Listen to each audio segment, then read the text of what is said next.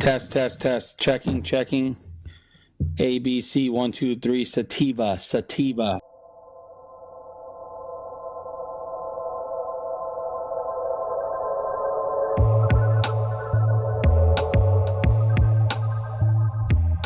Welcome back to The Bunt, the number one podcast in skateboarding, brought to you by the number one shoe in skateboarding, Vans. Off the wall since 1960, motherfucking 6. I'm D Jones. I got my main man, the Ghost, with me. We got Jay Burrows and Antoine behind the scenes, the ultimate team.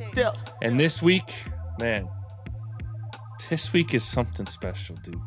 We going back to, the early days of the Bunt, feeling nervous in a hotel room, interviewing one of the greats. But now, we in our prime as podcasters. We comfy, sitting at home. And you know what? We had to bring back the GOAT. P-Rod in the building. Paul Rodriguez, one of the nicest people you'll meet if you get the pleasure to take our word for it. You dig what I'm saying? Such a pleasure. I mean, we've stayed in touch over the years, but it was time. You know what I'm saying? My man's on all types of podcasts, not about skating. We had to lock him, bring him back in, get some skate talk popping. You know what I'm saying? Thanks for helping us line it up, Spanish. The GOAT behind the scenes over there, getting great sleeps. But yeah, awesome conversation with Paul. I feel like we could have talked for 5 hours, but we had to go to bed at some point. But then, taking y'all straight to the post office. And of course, the finals are popping. NHL, NBA. Great episode, man. It's a miraculous thing, We actually have, after I don't know how many years of trying, but the Ghost is locked into the Stanley Cup finals. He's watching full periods, sometimes multiple periods. We're going the distance and watching OT. This is an alternate universe we're living in. Football was an easy sell to get the Ghost on board, but hockey, it's been some hard work, man. And the league's heading in the right direction when the Ghost is tuned in. Bro, and I mean, thanks for, appreciate the kind words and whatnot, but I gotta say I was slightly disappointed after all this time. Donald gets me watching hockey, and usually we text throughout all the games. And I think twice now I've texted you and you were sleeping by the time these games are ending, dog. Bro, the Oilers won in OT the other night. I got crickets on the text. I was like, there's no way you fell asleep at 7 a.m. Yeah, watching highlights. Dude, at the 8 p.m. start, and then, when it goes deep, I got school. I got to stay locked into the books now. I feel you. 2 weeks left of school, but, I'm doing my best. I'm trying. But anyways, people don't want to hear about this until the end of the pod. Make sure, follow us on Instagram at The Bunt Live. You always see who's coming up on Random Skater of the Week. Early little preview on who's coming up for this week's pod. Drop in, send us a DM, holler at us. Seifa loves conversing in the DMs. That's one of his favorite things. That's not true. Make sure to hit us up on the Patreon, patreon.com/thebunt, and then head over to our YouTube, youtube.com/@thebuntlive. And last but not least, thebuntlive.com. There's no more clothes, no more hats, no more socks, no more any of it. And we got all you people to thank. Thank you so much for supporting us and dropping by the web store.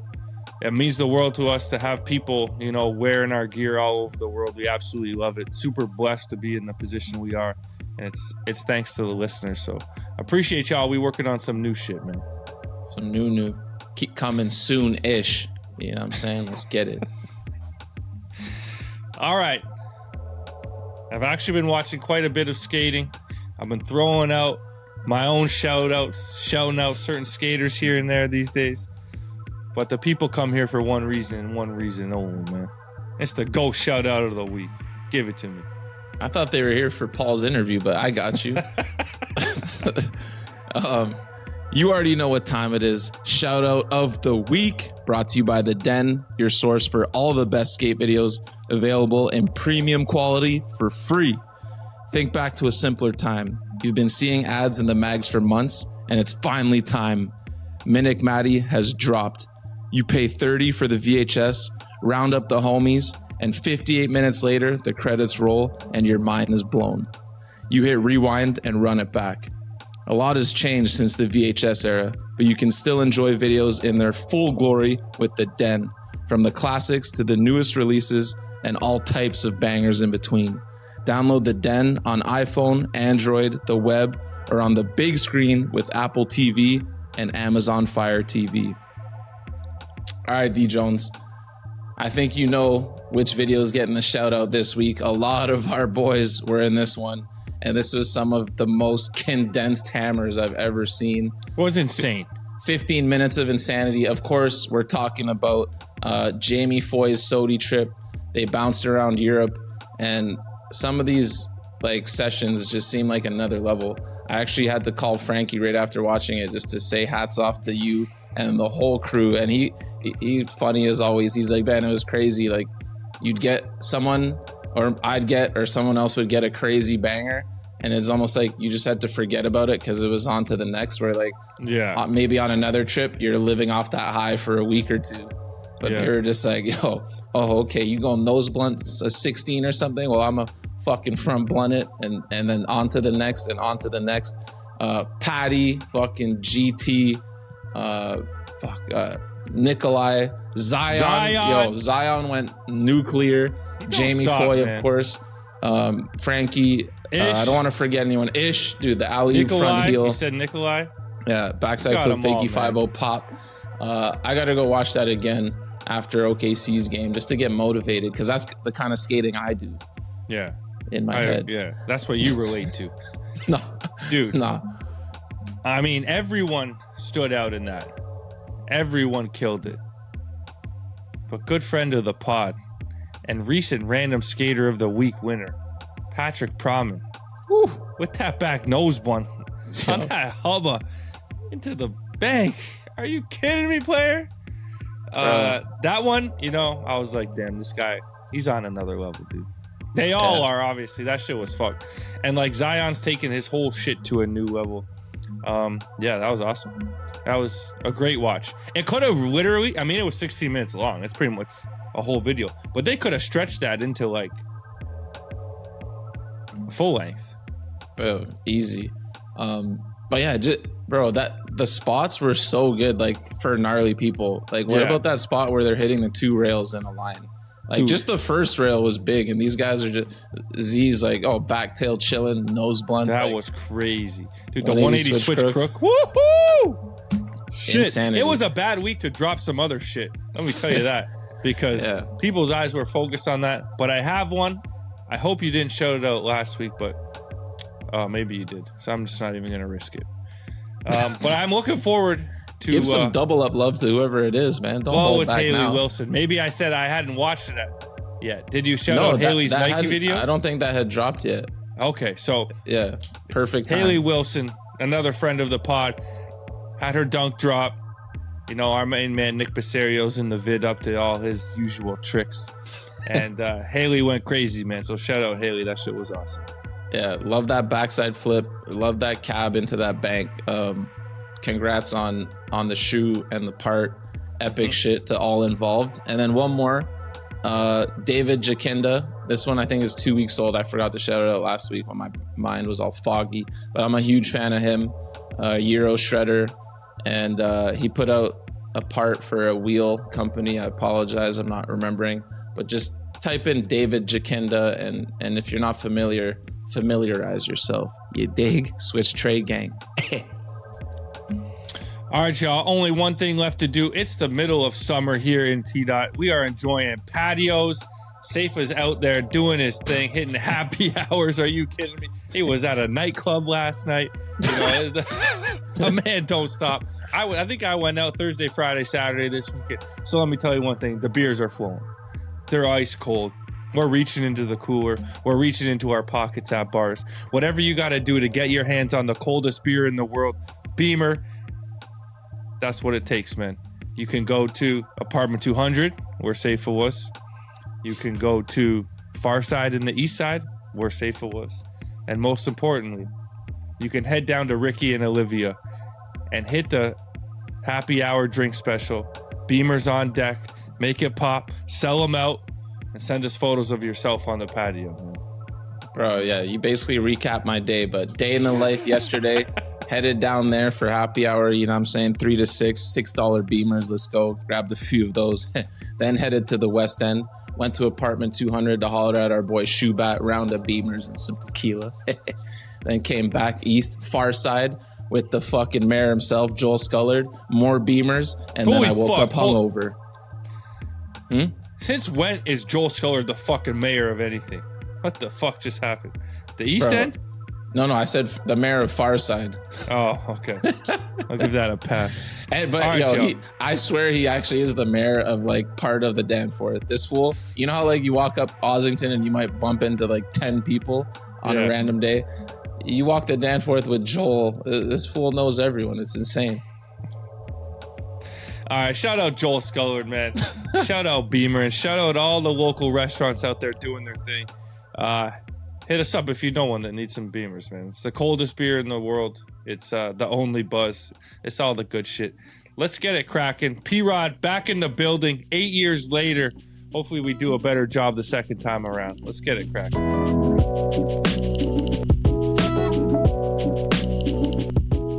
It's time, man. The reunion. We've got Paul Rodriguez, a.k.a. P-Rod, a.k.a. the Rod Father, a.k.a. the most influential skater of our generation, back in the building for a second time. What's going on, What man? is up? How we doing, fellas? Dude, good to see have you y'all. back. Happy to be here. Super happy. Been waiting. Yeah. 9 years. We saw you. A quick 9 years, man. A little nervous in the hotel room back then, man. Yeah, man. That's cool. I'm happy I got to be there early on. Good to see you guys still going a decade later. Yeah, and it's crazy. Yeah. I thought the pod was gonna just crash and burn when we had Spanish on so early. Right. But, you saved us. Nah, dude. He's like a good luck charm when you get him on something early. I know. Yeah. Oh yeah. Yeah, man. He really is, man. Yes, sirs. So, Paul, just like back then, 9-something years later, we still started off the same, warming everyone up. Hit us with your favorite skate moment and your favorite sports moment. My favorite skate moment. Wow, man, that's like a lot of stuff like that I've witnessed in person. For you, that's got to be tough. It could be anything, like a personal one, something you remember as a kid seeing, a demo, video, just anything really. It's just an icebreaker. Man, I know I'm gonna answer it, and then like I'm gonna be falling asleep tonight and be like, "Damn it, I should have said this." Let me see. What have I got? Oh, this one comes to mind. I'm just gonna say it. Well, it's a two-part answer. Playing games of skate with Keenan Milton back in the day, and being there for him switch flipping the Sacramento triple set. Wow. Damn. Yeah, it was a really cool, when I think back on these memories, it was really cool. I was probably 16 years old, and he used to live with Eric Pupecki, he used to be on City Stars, and we would go there sometimes, link up, go skate with Gino, Keenan, Eric, and we'd get to the house, and the first time I met Keenan, they were warming up in the front yard, and him and I played a game of skate. And not in a serious way, but he got mad that I beat him. He's like, "Oh, this little bastard come over here beat me." No, play again. We played again. I beat him again. Played again. Oh, and then shit. From then on, every time he saw me, right now, let's go. Every time was a chance, and he never beat me, not one time. At that age, I was like flat ground, awesome. like for hours and hours every day. My flat ground was sharp at that point. So then we built up like kind of a cool rapport, and I was all geeked that I know Keenan Milton, that's cool. And yeah, and then I was also there the day he switch flipped triple set in Sacramento. Wow. So yeah, that's the one that comes to mind.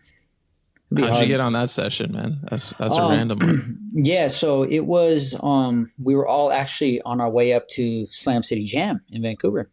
Damn. And that year, Kareem rented us all RV, and like myself, Pupecki, Lee Smith, Mikey Taylor, Devin Calloway, Justin Case, whole group of us. Kareem, DJ Speed was driving, Roger Mancha, Oof. Ryan Let's Denman, go. Kane Gale. Dude, what the a whole, squad, damn near man. the whole crew.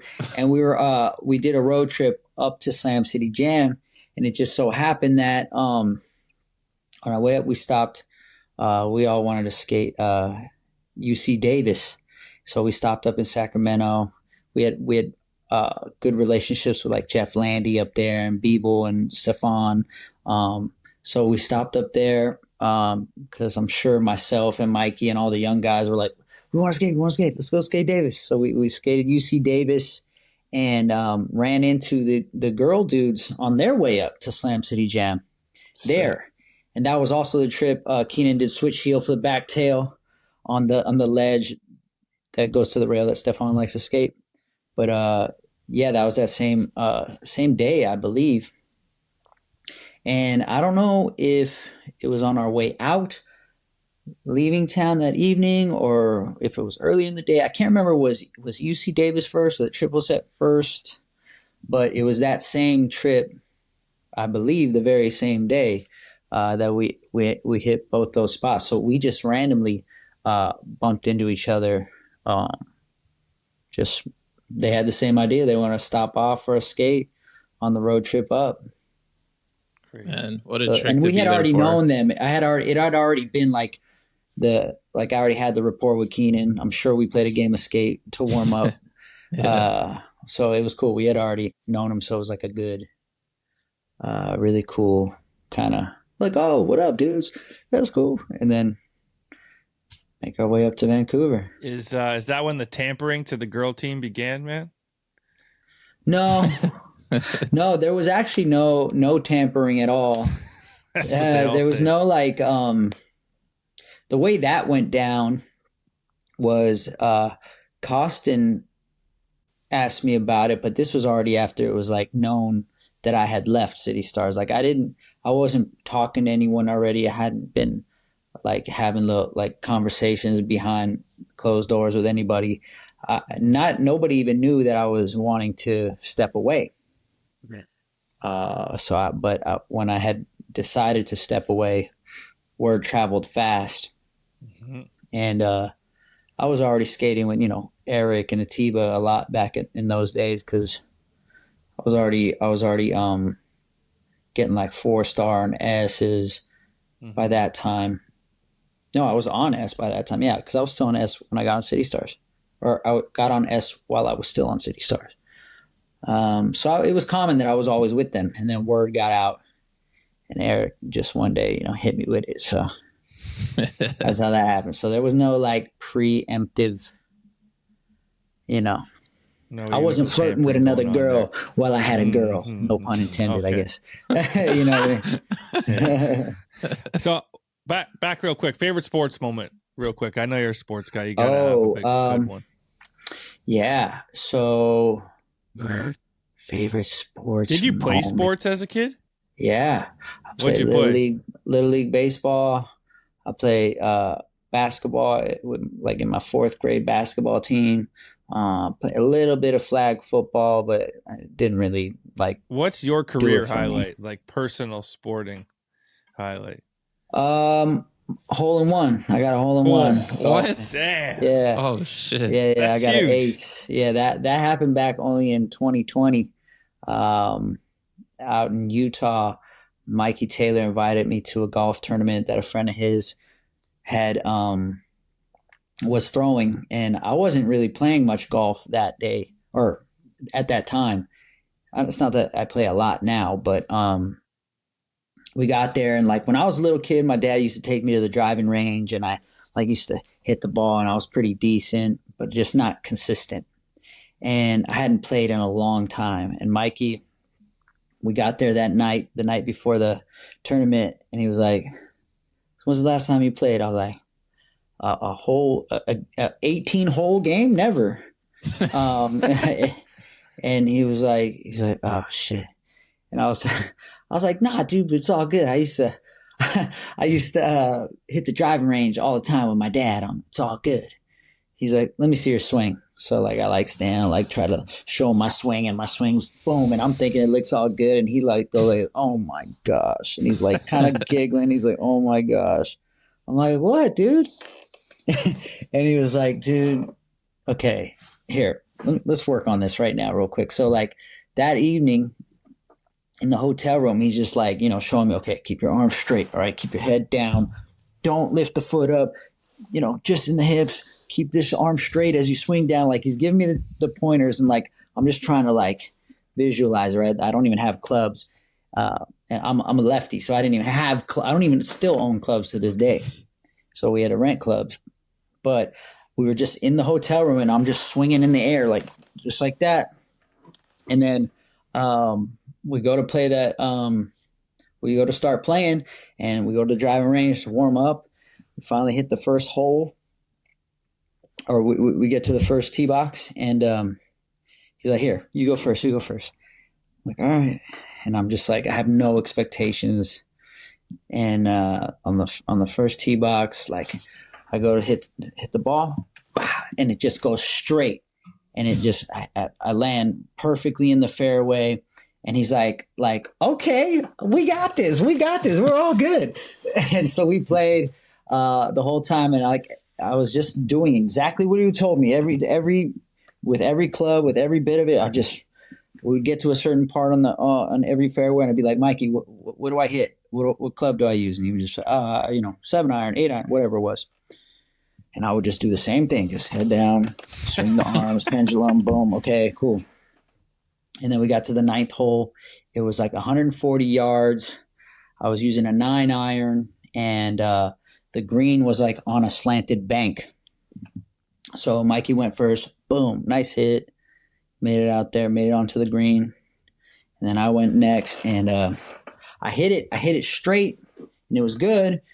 And it landed past the hole, but since it was on a bank, it rolled right back in, and boom, dropped in. Holy and we were just like, did it go in? No way. We just ran. I got the footage of that too when we were running. The sad part is there was a camera crew with us for the 2 holes before that. Oh my God. And then they went off to another group at that hole. But I got the footage, Mikey. I was like running up the fairway, like, no way. And I got him like running behind me, like laughing, like, what the hell? Like I'm grabbing the ball out of the hole, like, whoa. We're just tripping. So I guess for me personally, that's my biggest sports highlight, Bro, people can go their whole lives and not get one of those, man. That's crazy. That's crazy because like I didn't realize it was like that. Like I knew obviously it's like a little ass ball in a little asshole way far away, and it's very difficult. But I figured like you play enough, everybody gets one at some point eventually. I didn't think like, then I saw old man all annoyed, like in the clubhouse, everybody was all like stoked, like my boy got an ace. Mikey's calling everybody that he knows who golfs, like, yo, guess who just got an ace, blah, blah, blah. And they're like, that motherfucker. Yeah. I've been golfing 20 years, I ain't got one. And I was just like, oh, dude, I don't know. So that's a pretty good flex. It's a pretty good flex that I'd like to have in my back That's pocket. huge. Yeah. I'm still waiting for mine, man. Damn. Hey, man, the key is just don't expect much and don't think about it. Real shit. So, Paul, take us back to the beginning of the skate journey, man. Where'd you come up and how'd you get into skating? Yeah, I mean, I grew up in Northridge, California, about 7 minutes from where I'm sitting right now. I was in junior high school, 7th grade, walked to school because it was super close to the house. And every morning there would be kids skating outside. They'd be skating out in the parking lot before school started. And then they'd be skating outside after school started. And I just found myself like every day, like kind of just like standing there and watching them and being like fascinated. Like, wow, it's so cool. Like, how do they do that? Like, like just flip it and land back on it or jump and the board sticks with their feet. Like, I'm pretty sure all of us probably that's how it first intrigued us to some degree. Like, how the hell do they do that? It looks so cool. So after a while, I was really shy. So took me a while to like talk to anybody. And it was a new school. I didn't know many kids there that year. So I just would just be like watching for a little while from a distance and then walk home and then catch them in the morning doing it again. And eventually I saw, this kid that I would see out there every day. I walked up to him like, "Hey man, you think I can try standing on your board and like see if I can roll or whatever?" And he was like, "Oh yeah, here." He had a Costin girl board. And as soon as my foot stood on that thing, it was like, no, this is different. I need this. I need this. And I was hooked from right then and there. That's where I fell in love with it. And that was like, I don't know, that was probably like November, December, 1996. Wow. So then for that Christmas, I would just tell my family, like, everybody, "What do you want for Christmas? What do you want for your birthday?" Because my birthday is real close to Christmas. And so I would just be like, "Oh, just, if you can give me some money, because I want to go, pick up my own skateboard." So the skate shop that was right behind my house.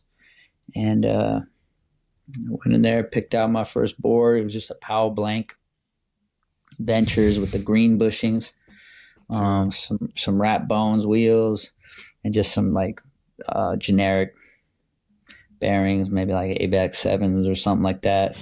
I don't even remember what grip tape, maybe Black Magic or maybe Jessup, somewhat along those lines. And man, I had that thing. Like, if I wasn't on it, it was like in my hands at all times. I brought it to school. From then on, I skated to school instead of walked. It was with me at all times. And that was it. Do you still know the person whose board you stood on the first time? Yeah. Oh, yeah. He became one of my very, very close friends, Daniel Body. Okay, sick. We grew up all through my skate journey together. He was a really good skater himself. He was with me through every bit of my early stage career, all the way until, I don't know, maybe 10 years ago. Up until about 10 years ago, he lived with me. And he was my filmer at one point. Still know him, still keep in touch with him to this day. But yeah, that's awesome. Body.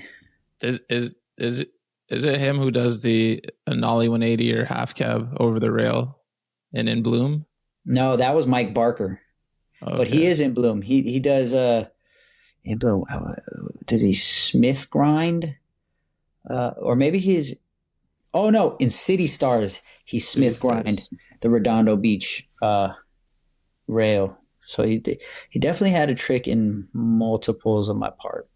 That's epic. That's so sick from day one. Yeah, the skate buddy. That's awesome. Yes, sir.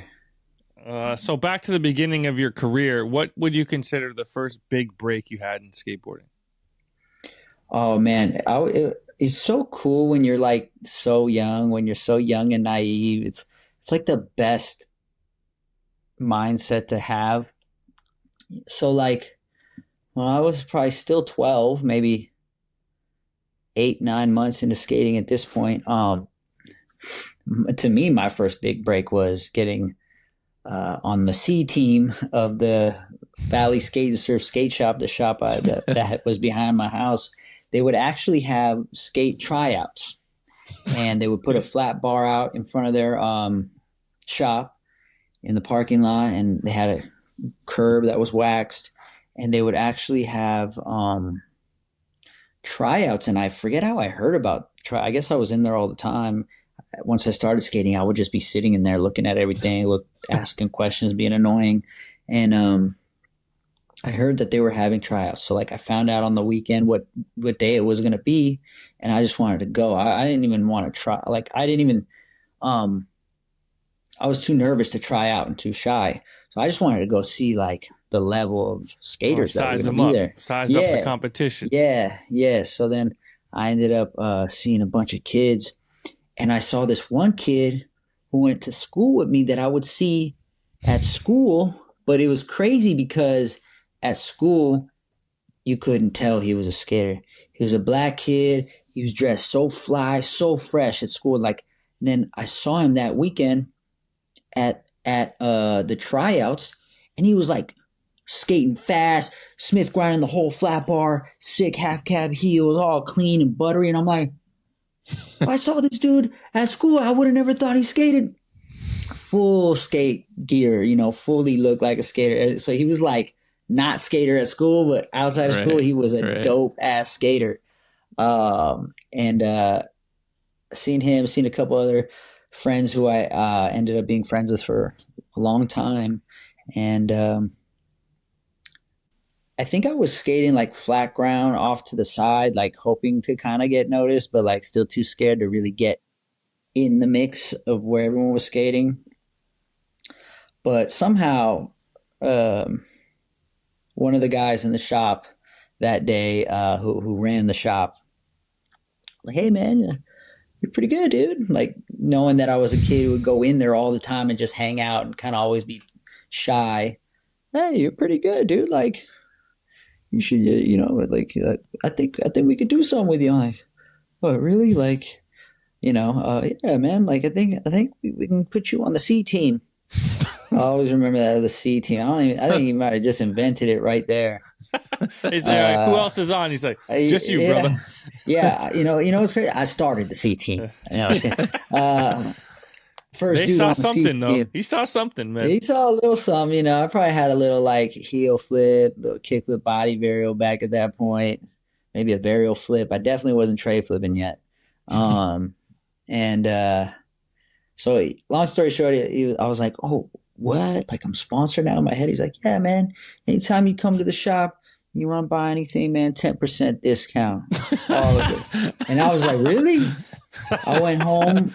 I went right back home after it was over that day. I told my mom, I got sponsored today. Oh, that's cool. Like, she's not really knowing what getting sponsored is at this point. I'm not knowing really what getting sponsored is. I was just like, yeah, Valley Skate Surf, they put me on the C team, Mom. Trust, they had guys that were so good, but like, I know I can get on the B team, and then I can get on the A team. I know it. Yeah, and guess what, Mom? Then they give me 10% discount. Like, I was just like yapping like you would have thought I just signed a Nike.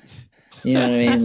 Like it was that exciting to me. So like equal importance back then, I bet. 100%. So like I guess for me, like that was the first big break, because at that time that was equal to any other amazing break that I've had through skateboarding, if not more special.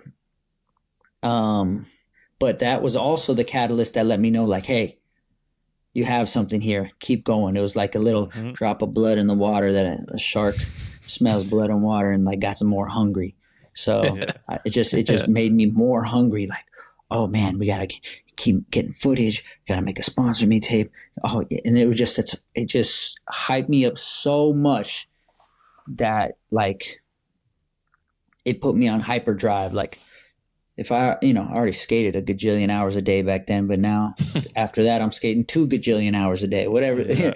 It was just so much more like, no, I could do this. Yeah, it was cool. That's all you need, man. Yeah. The local shop blessing is fucking gets the youngins motivated to take it to the next level, which you clearly did.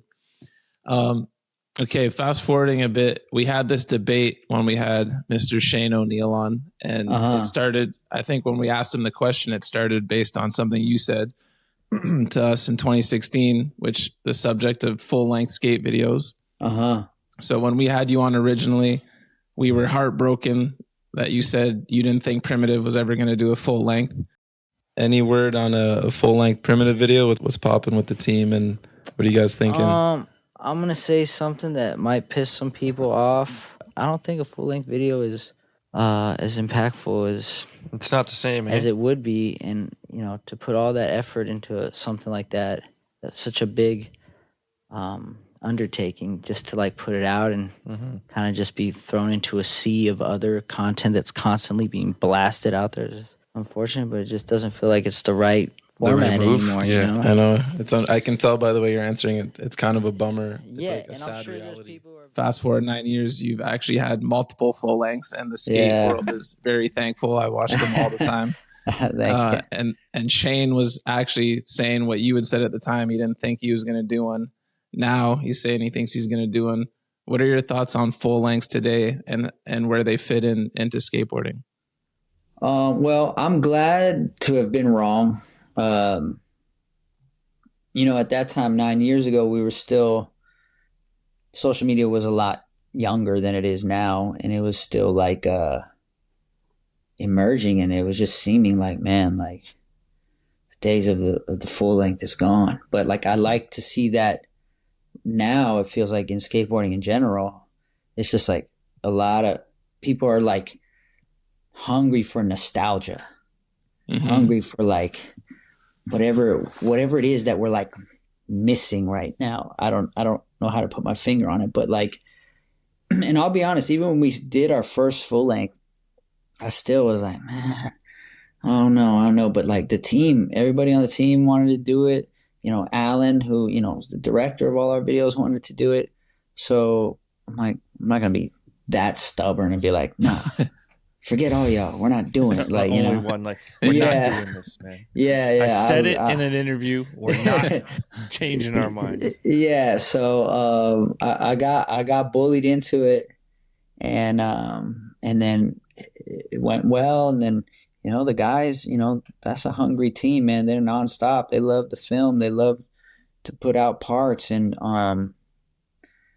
so, hey, man, if this is what everybody wants to do and everybody's happy to do it, I never wanted to feel anybody make them feel forced to do it. You have to film, because, you know, it was a different, you know, I was lucky when I was coming up that I didn't care anyway. I was, you know, between the ages of like, you know, 15 and 25, all you want to do is skate all day, every day, and your body can handle it. And you just loved it. You wanted to get footage every single day. You went out, you would get clips. So it was no problem. But I do remember some of the guys feeling pressure, deadlines. They got to film for this video, and like seeing some stress on some faces. And not gonna lie, at the time now that we're doing full length videos, I'm that dude now. Like, oh shit, like, I gotta get some clips. Like, so like I just didn't want to ever put pressure on people to force them to like make a video part, because it's just, one, it takes the fun out of it, and two, it backfires. It doesn't bring the best out of everyone. Some people maybe, but in general, it doesn't bring the best out of you. You know, you're kind of just like trying to force shit to happen, and occasionally it works out, but like, you know, in my experience, like being forceful just doesn't bring your best out of you. Over the years, we've heard some sad stories, you know, about people going to their video premieres and not being happy with their parts. Dude, yeah, just being bummed. It's an awful feeling, you know, and what should be like a magical like celebration that 100%. a video premiere usually is, like you still get those moments where people aren't happy. Yeah, man, absolutely. I mean, you know, and at the same time, we as the skaters, we got to take responsibility for that. If you're not happy, then you got to think back in your mind, like, okay, well, did you give it all you could have? Were you working on tricks? Were you going on trips? Were you skating spots? You know, whatever it is your process is, were you putting in your full effort for that process, you know? And you got to be honest with yourself. And if you weren't, then you have nobody to blame but yourself. But yeah, man, it's just, it's an emotional roller coaster, you know, and you got to evolve and adapt, and, you know, just be honest with yourself, I guess. I don't know. I feel like I hear you on you don't want your riders to be stressed and it's got to be fun and shit. But I feel like that's like a homie video. Like this is people's jobs. And at the end of the day, when we were younger, like that's the job, is filming video parts and getting photos and mags, which is 100%. The photo parts even less now. So it's like the video parts should still be like, if I was you, I wouldn't be like trying to be like harsh with it, but like, I'm still like, yo, you guys are on the team. We're all making a living being skaters. I mean, you got to get clips. 100%. And I agree with you 100%. But what I love about our team is like, you ain't even getting on the team unless that's already your mindset, unless that's already how you conduct yourself. That's how you are. So as you can see with the team, like, you don't have to tell them that. They that's operate. What they do. That's what they do. To be honest, I'm the slacker of the team. You know what I mean? So So that's not a problem. I'm not. Maybe Carlos too. He seems like a slacker. Nah. Carlos, he's amazing, brother. He's just a pain in the ass. No, I'm just kidding. I love him. Yeah. So the team that's never a worry. Yeah. So they don't need any more push. You push a guy who's already pushing himself, you're just gonna annoy him. Yeah. Since we had you on, speaking of the primitive team, you guys have seen some big changes, some great additions. Unfortunately, some great skaters parting ways as well. Gaining Tiago, losing Shane. What's it like as the owner and general manager and head coach and whatever other job you have over there, dude, seeing everyone come and go? It's painful, man. I mean, it's joyful. It's fulfilling. It's rewarding. It's painful. It's emotional. Because like you said, man, it's people's livelihoods that they're getting paid to do this. And in some cases, you part with people just because they're just not doing what they should be doing. In other cases, people want to make other moves for themselves, which I would never be upset with that. My favorite part is just like taking a guy who still am and being a part of turning him or her pro, and being a part of that process, because we all know how special like that dream is, like how much that dream means to you. It's really cool to be a part of someone else reaching that goal. But yeah, overall, man, I struggle with it because I've never been the type to want to tell people what to do or want to tell people when they're not working out. Like I never thought that far ahead beforehand. It seems cool. Like when you're fantasizing owning your own brand, you're not thinking of the tough decisions that have to be made. You're just thinking of like, it's going to be the sickest brand. We're going to be the dopest team. We're going to do the dopest shit, dope graphics. That's all you think about. But then you don't stop and think about like, oh crap, I got to do this or that. I gotta let somebody go. Or are you the one making those tough calls personally? When you let people go, are they receiving a call from you? On the team, let me see here. Truthfully, I have not personally kicked off anyone, but we've really only... I've spoken to everybody after the fact. Like I'll call after the fact, like, hey man, but that's a Heath job. Heath does that. I think, am I tripping, or have we only actually let go of 2 skaters? And then some others leave with other plans, right? Yes.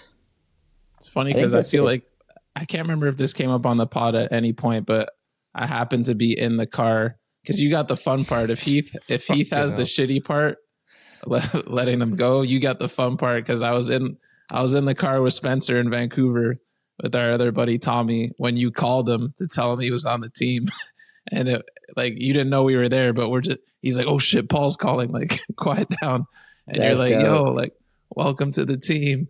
And then I swear he was in shock. He just didn't even say anything. You're almost like, hello? And he's like, oh, like, yeah.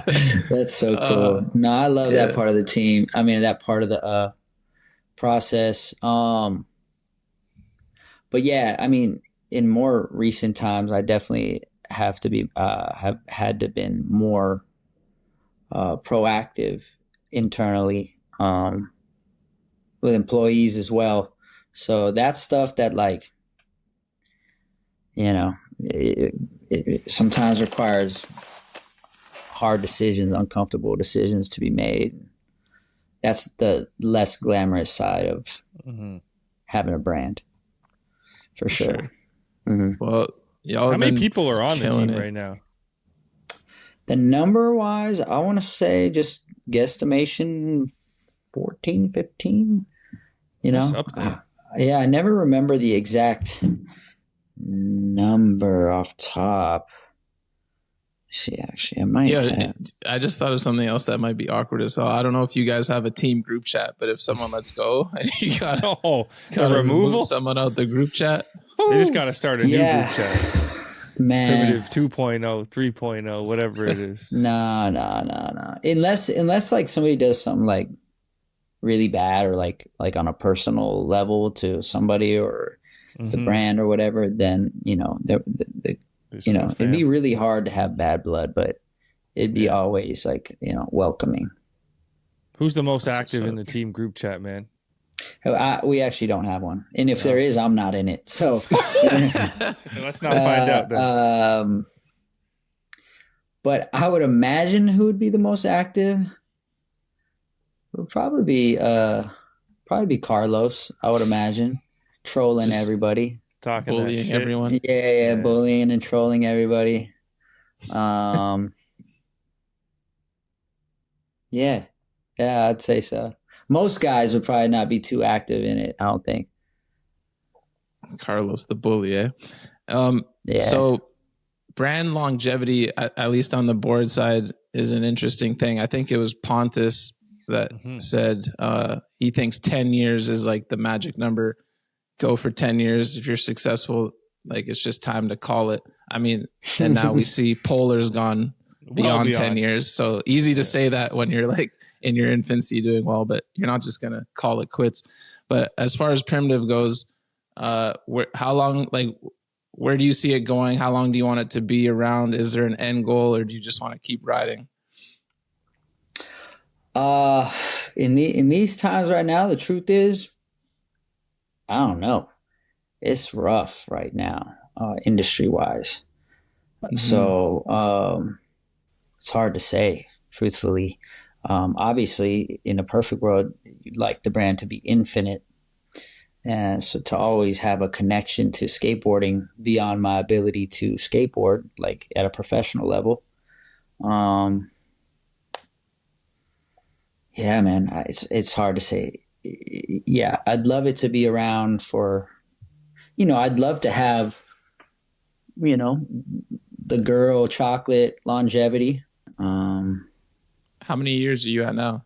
We're at 10. So as you were saying that, I was like, damn. Oh, I didn't even know that. I'm like, yo, Pontus might be having onto something right there, man. He's speaking the gospel.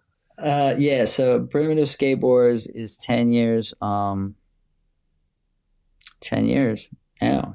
Oh, congrats, man. In April, actually. Absolutely, congrats. A decade. Thank you.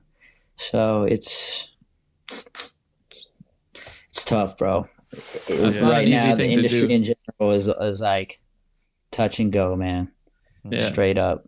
So I went to Andrew Skate Shop, Shoutout, in Miami. Yeah, shout out to those boys. Yeah, I was just kind of blown away looking at the board wall because I saw two board brands from when we were young, and everything else was from the last 10 years or so. Like there was an anti-hero board and there was some Baker boards, and everything else was, and it just hit me like, okay, the board game is crazy. Like longevity is very impressive. So shout out to all the OGs still around. Yeah. Shout out to the OG brands that stay around, and shout out to the new brands. Because the reality is like now being an older dude in the game, the reality is like it's their time now. This is their era, their generation, like the younger generation. Like this is their industry. This is their culture to make of it what they wish, And so, as the older guys, it might be a little like, you might be a little sad, like just because those nostalgic times, like, oh man, remember all these brands that were all still when we grew up, in our golden era from what we lived through. But everything must grow and evolve. Yeah. Well, I mean, you're doing a good job in terms of finding new youth, because Daydream, what I'm saying? Keep picking talent like that. And right now, like a Dylan Jabe, he's like a P-Rod for the super young kids just starting, so. He's special, man. I mean, all three of those guys are special. But thank you.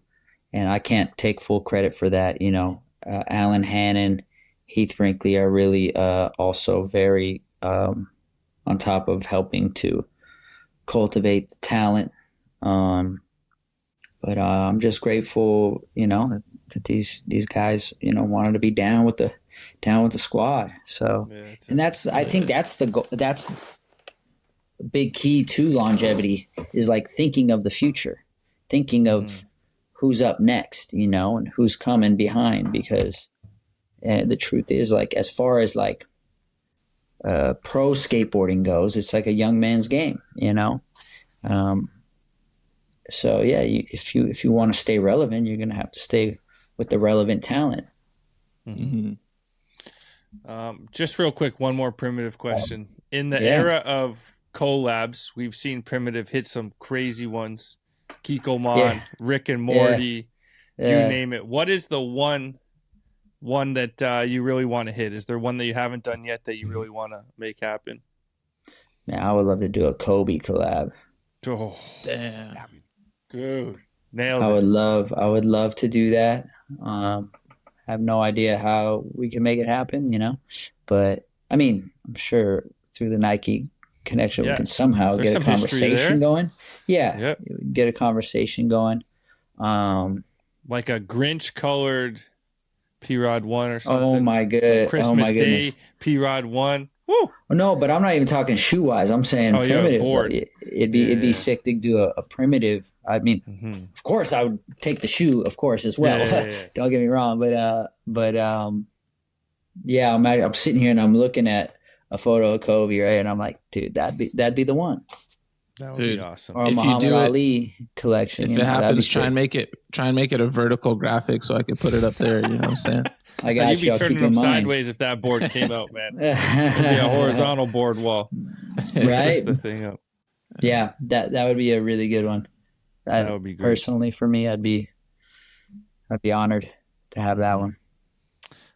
So we had Curran on the show recently, and former Target teammate of yours. Yeah. He told us that you blew up the Target sponsorship for the people, going too ham on the monthly budget, man. What's the story behind the Target sponsorship, and what was the biggest haul you pulled out of Target at one time? It wasn't that crazy. When I first got the sponsorship with Target, I thought that they were just going to bless us with gift cards, and you would always have a gift card to always just thought it was a gold card type thing, That'd be sick too. But it was like one of those things where like they would have to send someone from the Target team with you into a Target and just put it on the company card and buy you stuff. Okay. So I probably spent one haul probably like $4 or $5 grand. But that was because at the time with my old skate park, we were doing the little lounge area, and I got like couch and a coffee table, TV, like, and decorated it out. And like, I had Mikey Taylor's wife, who is interior decorator. She decked it all out. So like, she would go on the Target website and like look for cool stuff to like decorate the lounge room, and then so she basically would send photos and give me the budget, and then I would go with JD. Shout out to JD Johnson, and go to Target, and we'd get the stuff on the list. So it was probably around $4 or $5 grand for that particular job, I guess. But I'd say probably on average it would have been like more like 1,000. And how often are we talking? Not super often. It was probably like throughout my whole 7 years with Target. Damn, you got 7 years? I was 7 years with Target. Probably about 7 times. It was probably maybe like a once a year situation. Did you have you have a kid back then?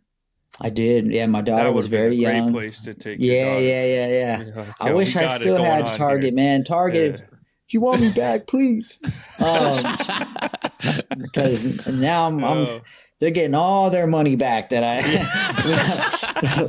Hey, tables have turned, man. Yeah. So now my kid's 16. Target's like her favorite place. Bro, I love. I feel like if I ever had that sponsorship, I'd be like you. I'd just be in there like, yo, 2K, 1K, 5K, whatever. But then hearing Curran's side of it, he's like, man, like I just got like an expensive toothbrush. He didn't know what to dude. do. Yeah, no, I definitely I guess maybe I ran it up a little more than he did. But I love that. Man, that right there is like, dude, it's gotta be it's up there on my coolest sponsors I've ever had. How did that come about? Like, what's the connection? That was through my agent at the time, Cersei Wallace. She had a relationship with one of the guys who worked at Target, and she was a former pro snowboarder, and I think they had a relationship through the snowboarding culture, and I think she just dropped it in his ear one day because they already had a team. You know, they had. Shaun White was already doing crazy numbers with his brand all through Target. They already had a motocross, BMX. I think Curran might have even been on before me. I can't recall, but they already had a group of action sports athletes, surfers. So she, knew this guy and just said, hey, what's up with Paul getting on that Target team? And, got the conversations rolling. And next thing you know, we made it happen. And it was super, super cool because they didn't require very much at all. They just wanted a sticker on the board at all times. And like once a year, go out to X Games, the winter X Games Aspen, and just hang out for the weekend. Oh, that's awesome. That's a dream. Humongous mansion that Target. They would rent every time. The Target house. Yeah. Throw cool parties and like just go watch Shaun White win the gold and like just hang out. And then occasionally, maybe once, twice a year, they'd fly us up to Minnesota where they're at and, go visit the headquarters and very minimal stuff. Maybe a photo shoot here and there. But like, it really just was just a really fun, cool experience. So I'm really grateful for that one. What a cool one. That's what's up. She sounds like a boss for hooking that up. Like she always pays her debts too. She was definitely a boss. Okay, serious question here. You're hella competitive. Something that I learned firsthand, what I'm saying, at your park. When I brought this story up many times, I beat you in the free throw shooting contest. Thought I was all done. I was hyped on cloud 9, and then you're like, "What do you mean 2 out of 3?" And then in the other room, you got your I forget who was calling you, cigar lounge. But you had a call that you were supposed to be on, and your homie kept being like, "Yo, Paul, the call, like you're late," and you're like, "Nah, I gotta finish this." You beat me twice in a row. Probably made yourself 20 minutes late for your call, but that was me experiencing that Kobe like competitiveness. That's legendary. It kills me inside to lose an 8-up. I hate it. It's so fun. But just so that the viewers know, that wasn't just something I invented on the spot, like 2 out of 3, just because I lost. People know people. Yeah. That is the rules of how we play. You gotta win 2 out of 3, or you're not the champ for the day. Yeah. You got in my damn head. Because I already celebrated and kind of like exhaled, and then it was like, wait, and then it's like going to overtime when you don't expect it, and then you got to get your adrenaline back up. So I did, but just so that was an example of your competitiveness. It was cool to witness. So that being said, can you tell us how it felt when Atiba Jefferson beat you in skate, and how do you think that affected your legacy? I probably would have still been on Target if I never lost to him. I was kidding. That was it. It cost me a lot. It cost me a lot, man. He got me kicked off some sponsors. I hated it, but the thing is, Atiba's beaten me many times. And just one of them, it was on film, and he's like, "It's on YouTube. Check it out." He brags to everybody every time we're out somewhere. I beat him at skate. It's on YouTube. Check it out. So he's beaten me many times because dude, he just plays dirty. He knows all the weird pressure flip variations. So it's just like he just gets you on all these tricks that like I haven't done since I was 12 years old, trying to get this on the C team at Valley Skate and Surf. You know what I mean? Like, or even a lot of them I never did before. So that's my excuse. He just whack tricks, dude. Dude, I actually screen recorded the moment when he won, and I've watched it. It's one of those ones. If I'm flipping through my phone, I need a laugh. That one gets me every time. He's so hyped, and you're just pure silent, just like so pissed. So like genuinely like hurt. I was hurt inside. I was sick. And ever since that day, though, I've told him, if you ever beat me again, I'll give you $1,000 on the spot. And I'm proud to say I've never had to pay him since, never had to pay him ever, I should say. Let's go. And so I think as we're both getting older, he's getting less and less of a chance to ever collect on that. Man. Yeah, his window's closing. He got his one. I did the complete opposite that you did because you're expected to win, but I would never put that 1,000 up just out of fear of those pressure flips. But the last time I ever played TJ Rogers, who's like little broski, I beat him. And then he wanted to play again right after. And I told him, I'll never play you again for the rest of my life. I'm retiring on this W, baby. Oh, man. So whack. Nah, it's all good. But you should, man. You should play me. I'll give him another run. Yeah, because who knows what if you get 2 W's on him? Oh my gosh, that'd be nice. Now you really hurting him. Now he's like the stress behind him wanting to win that game. You might get another. Yeah. It's funny how like the stress of those type of things, just silly games that like truly nothing is on the line but your ego, really get to you, man. They really do. The last time I felt that was beating Dono in pickleball, man. Oh, what? Nice. Are you guys mean with the pickleball? Dude. Safest played a couple times. This was my first time. I wasn't ready. I wasn't ready. Man. I kept landing in the kitchen, you know? Pickleball's tough. Oh, shit. Man, no. I will say about our games of 8 Up that we played at my park, man. I didn't know your shot was so clean. Nice shot. Just, it was a clean shot. I'm not going to lie to you. When we started playing that second game, and your shots just kept going, and I was like, "Oh man, this guy. Okay, this is a battle." Like I knew we were gonna fight this one out. But you broke me, man. Like straight up, because you just kept answering. I think I was going first, and then you just kept answering, and then like I just started to get in my own head, and I started hitting the rim like crazy. Like, you can tell when someone's getting nervous because their shot gets sketchier.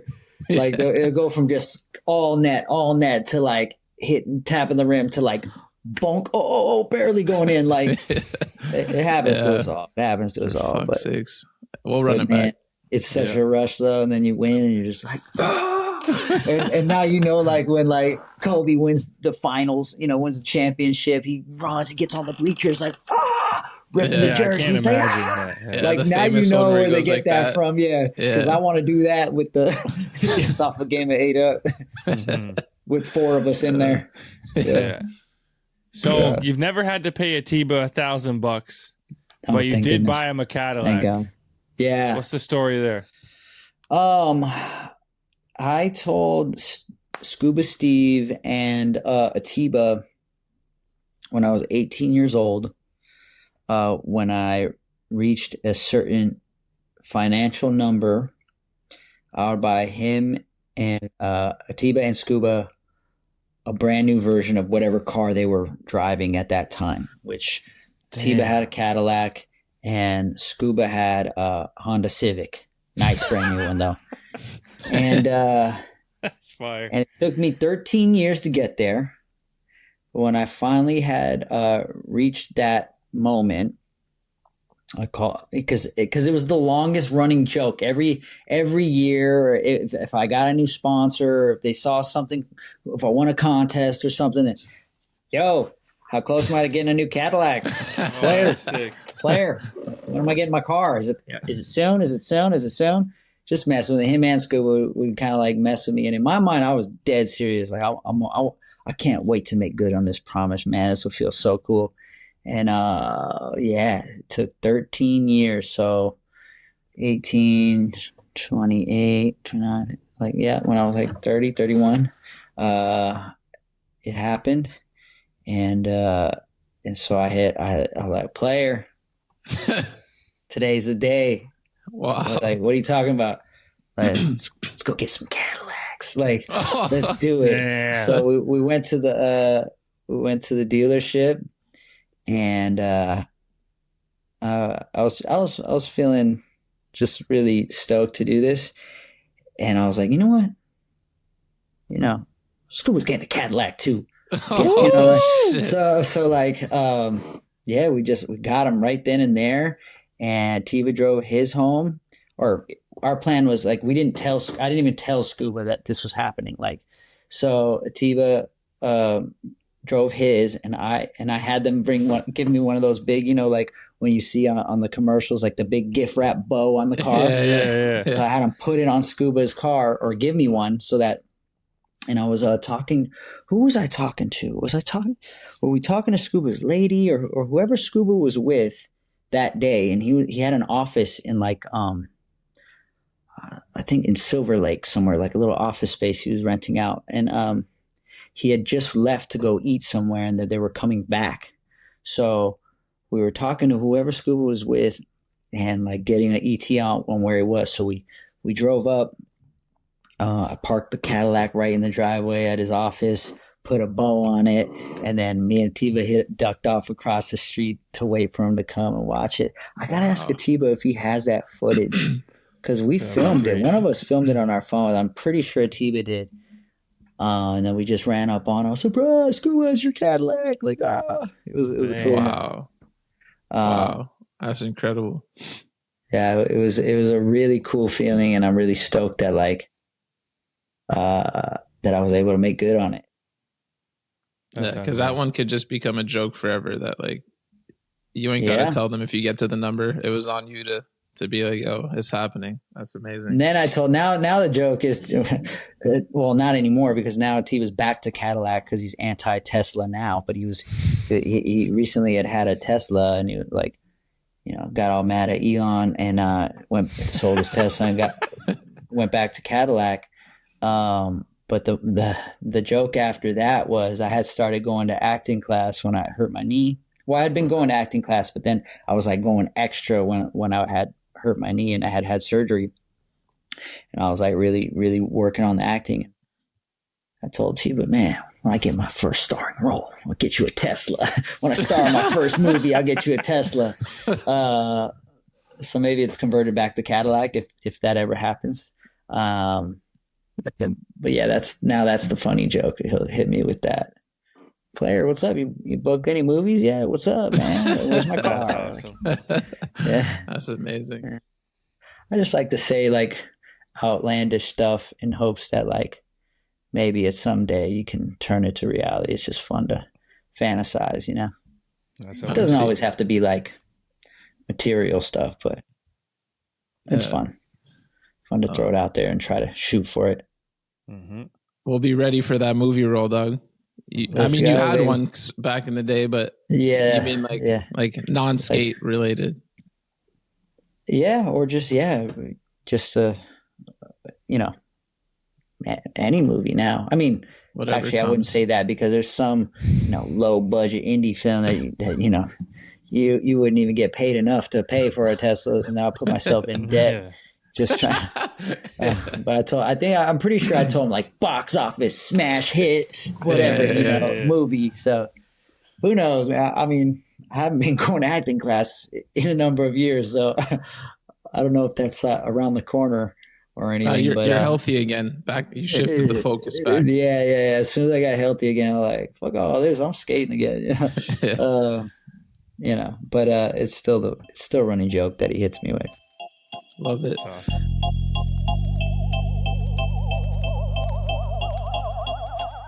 Studies have shown that listening to heavy metal can help people regulate emotions, reduce stress, and even improve focus and self-esteem. Metal fans are often more emotionally resilient and socially connected than they're given credit for. Catharsis through aggressive music helps people process difficult emotions without acting on them. So do yourself a favor and our planet and listen to heavy metal rather than the leaders of the world. It will save us all. Who will always provide this truth? CHPO brand, the worldwide leader in sunglasses and washes. Always doing it for the people.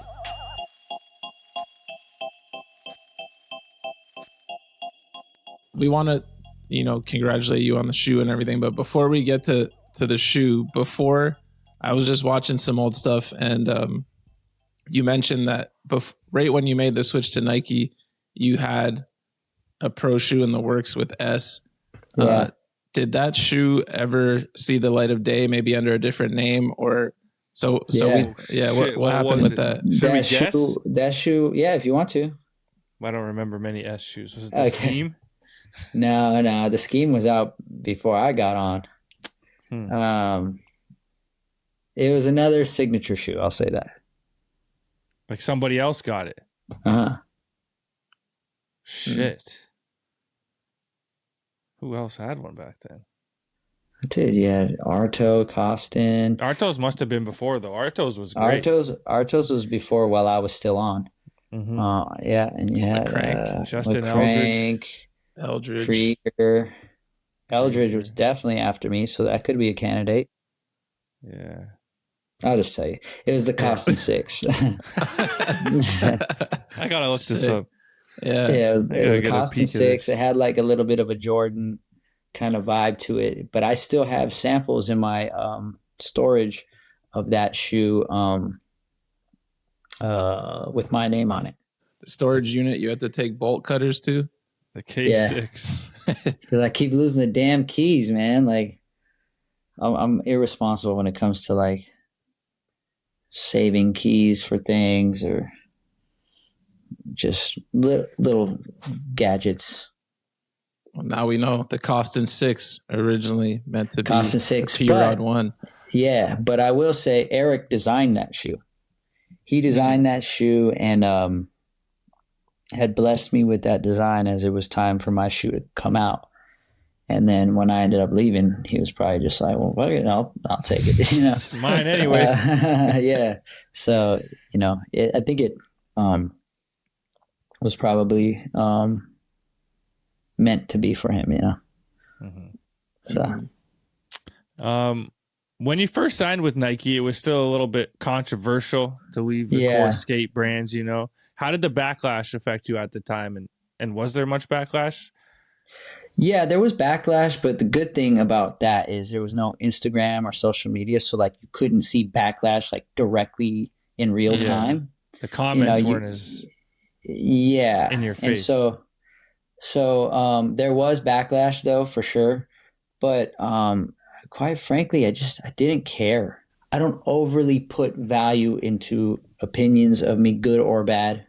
Obviously it's really nice, things people have said to me, but like if you get too committed to that, then you get big ass head, what I mean?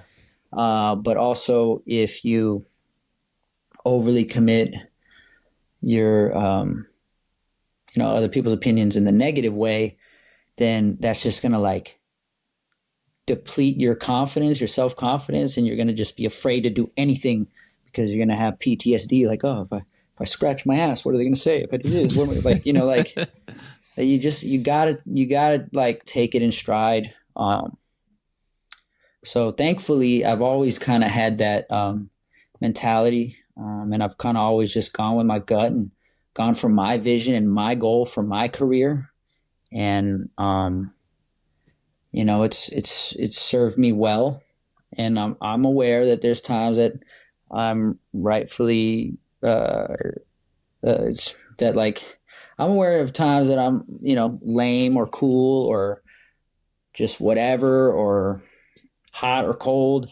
Like, it's as human beings, we are all that at some point in time, some point, and I will, probably go through all of those all again at some point in time. So it just is what it is. And I thought Nike was like such a cool opportunity. grew up in the Michael Jordan era, grew up as a kid, always wanted Jordan shoes to wear to school. And, you know, the way how big, larger than life that he was to me, and to now be associated with that same brand in my mind. Especially, I was 19 years old, just getting into my stride as a pro skater. Like, my dream was just starting to like fully like form, fully bake, and it just felt like, wow, like. And now I look at it back and I'm like thinking about it like, man, thank God I didn't fall to any opinions, negative opinions of me, because like look at like all that's happened between then and now, 22 years later, 21 years later, and not even just for myself.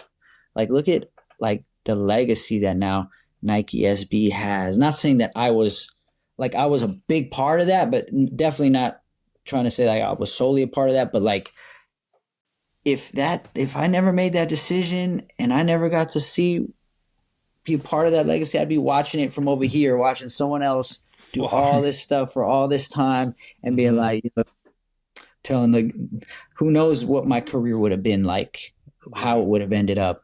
Would I still be in the game? Would I have still stayed on S? It's so many alternate realities that could have came off that. I could have just been some dude at the skate park telling the young kids like, you know, that could have been me. You know what I mean? Like, and I'm just so grateful to God, man, like that I made that decision, and now seeing what's all has transpired since then, and I'm still here, still a part of it. Man, I'm really, really grateful that I was like 19, just knew what I wanted, clear on my vision, and I wasn't about to budge. Well, yeah, the cool thing, I think you were the exact right person at the right time for that program. But the cool thing that you didn't mention was that I was watching, I can't remember if it was on your channel or Nike's, but the pro shoe aspect, which was where they said, you're ready to sign the deal, but no pro shoe. And you're like, yes. Like getting a pro shoe completes the dream that I've had since I was a kid of being a pro skater. So if there's no pro shoe, I'm gonna stick with S. And then they came back, changed the game. Now you look back, you got Janowski's, you got Shane O'Neill's, Ashad's, all these Omar Salazar people who've had shoes over the years. So like you said, the alternate reality, who knows what it would have been, but I'm hyped that it's the one we got.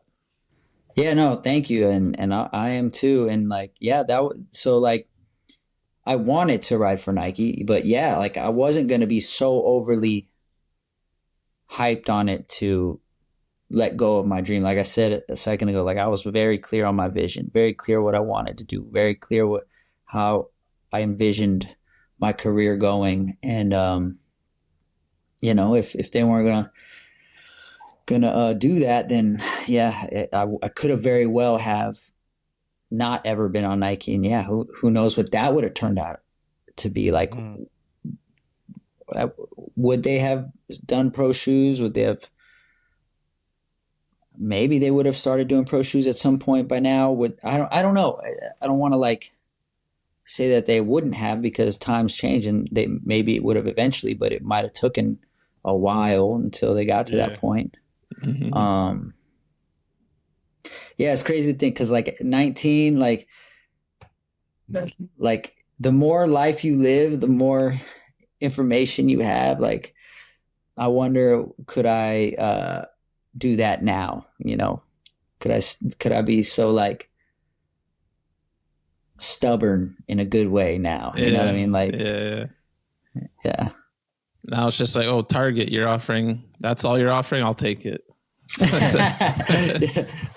Yeah, just like free stuff for my kid always, let's go. But it's crazy because back then, like, S was like a position of power almost in the skate game. You're like in a very safe place. You know you're going to get your pro shoe. The team is unreal. There's like no sign of S slowing down.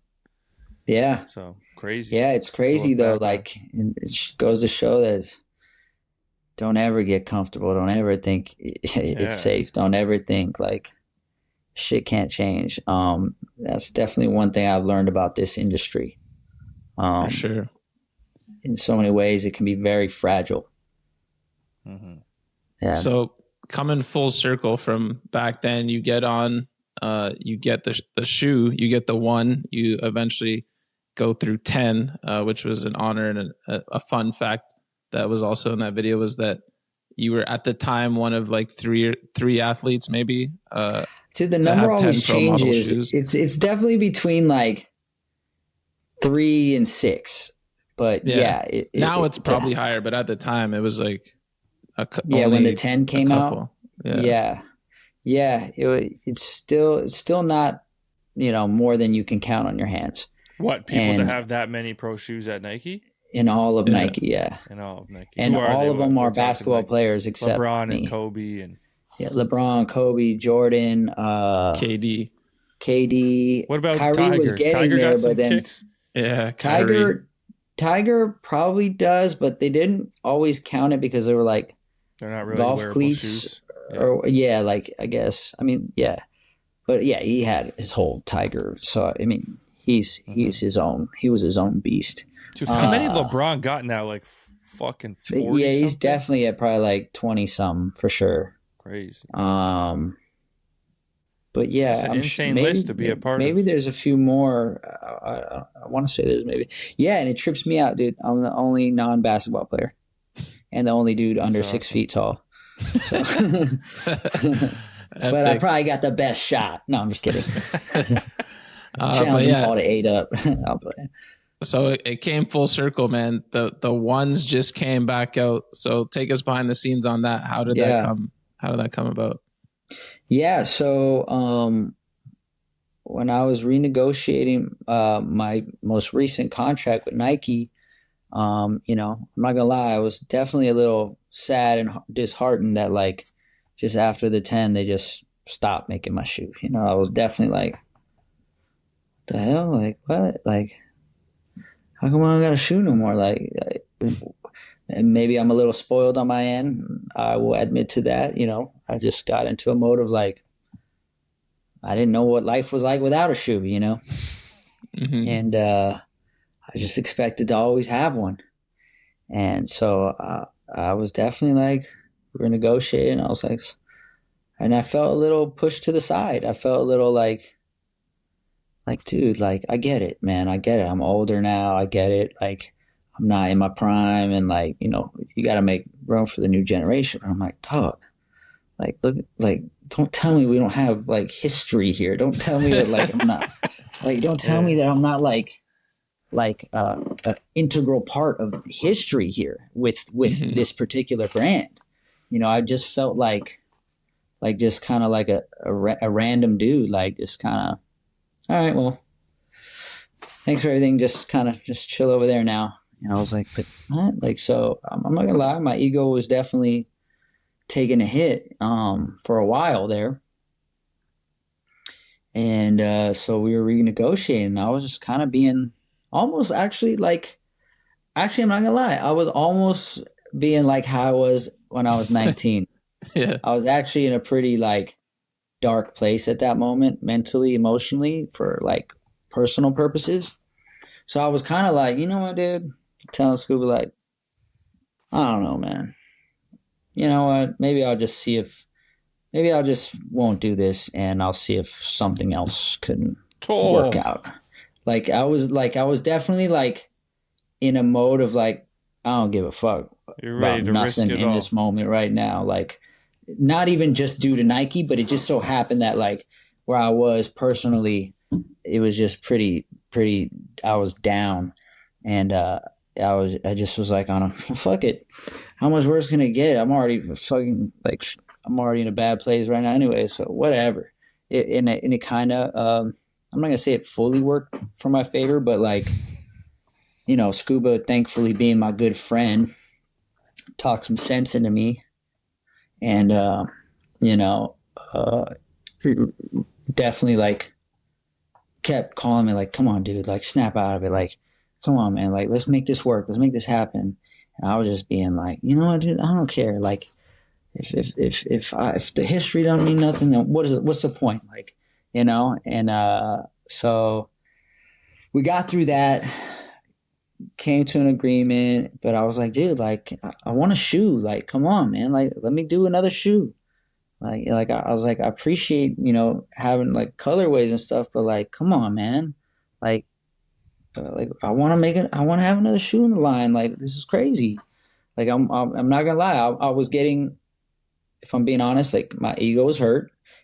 I was also being jealous. Like, I'm over here looking at other peers or even guys who have been around longer than me with their shoe companies still having shoes this whole time. Like, man, look at these guys over here. Like that, like they're like, continuing to show love with these guys over here. These guys having shoes for 25 plus years over here at all these different brands. And I'm like, bro, like, what the hell? Like, am I that washed up now? Like, what? Like this was like what I'm going through. And so I was already so down and out, depressed for another situation. Like, I'm like, well, I'm not wanted over here. I'm not wanted over here. Like, what the fuck? Like, I'm not wanted nowhere. So you know what?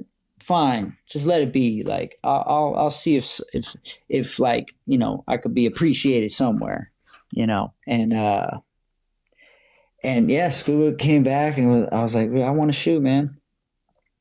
And he's like, dude, they're not going to do another shoe. They're not doing another shoe. I'm like, well, dude, okay, maybe somebody else will give me a shoe somewhere. I don't know. Cariuma.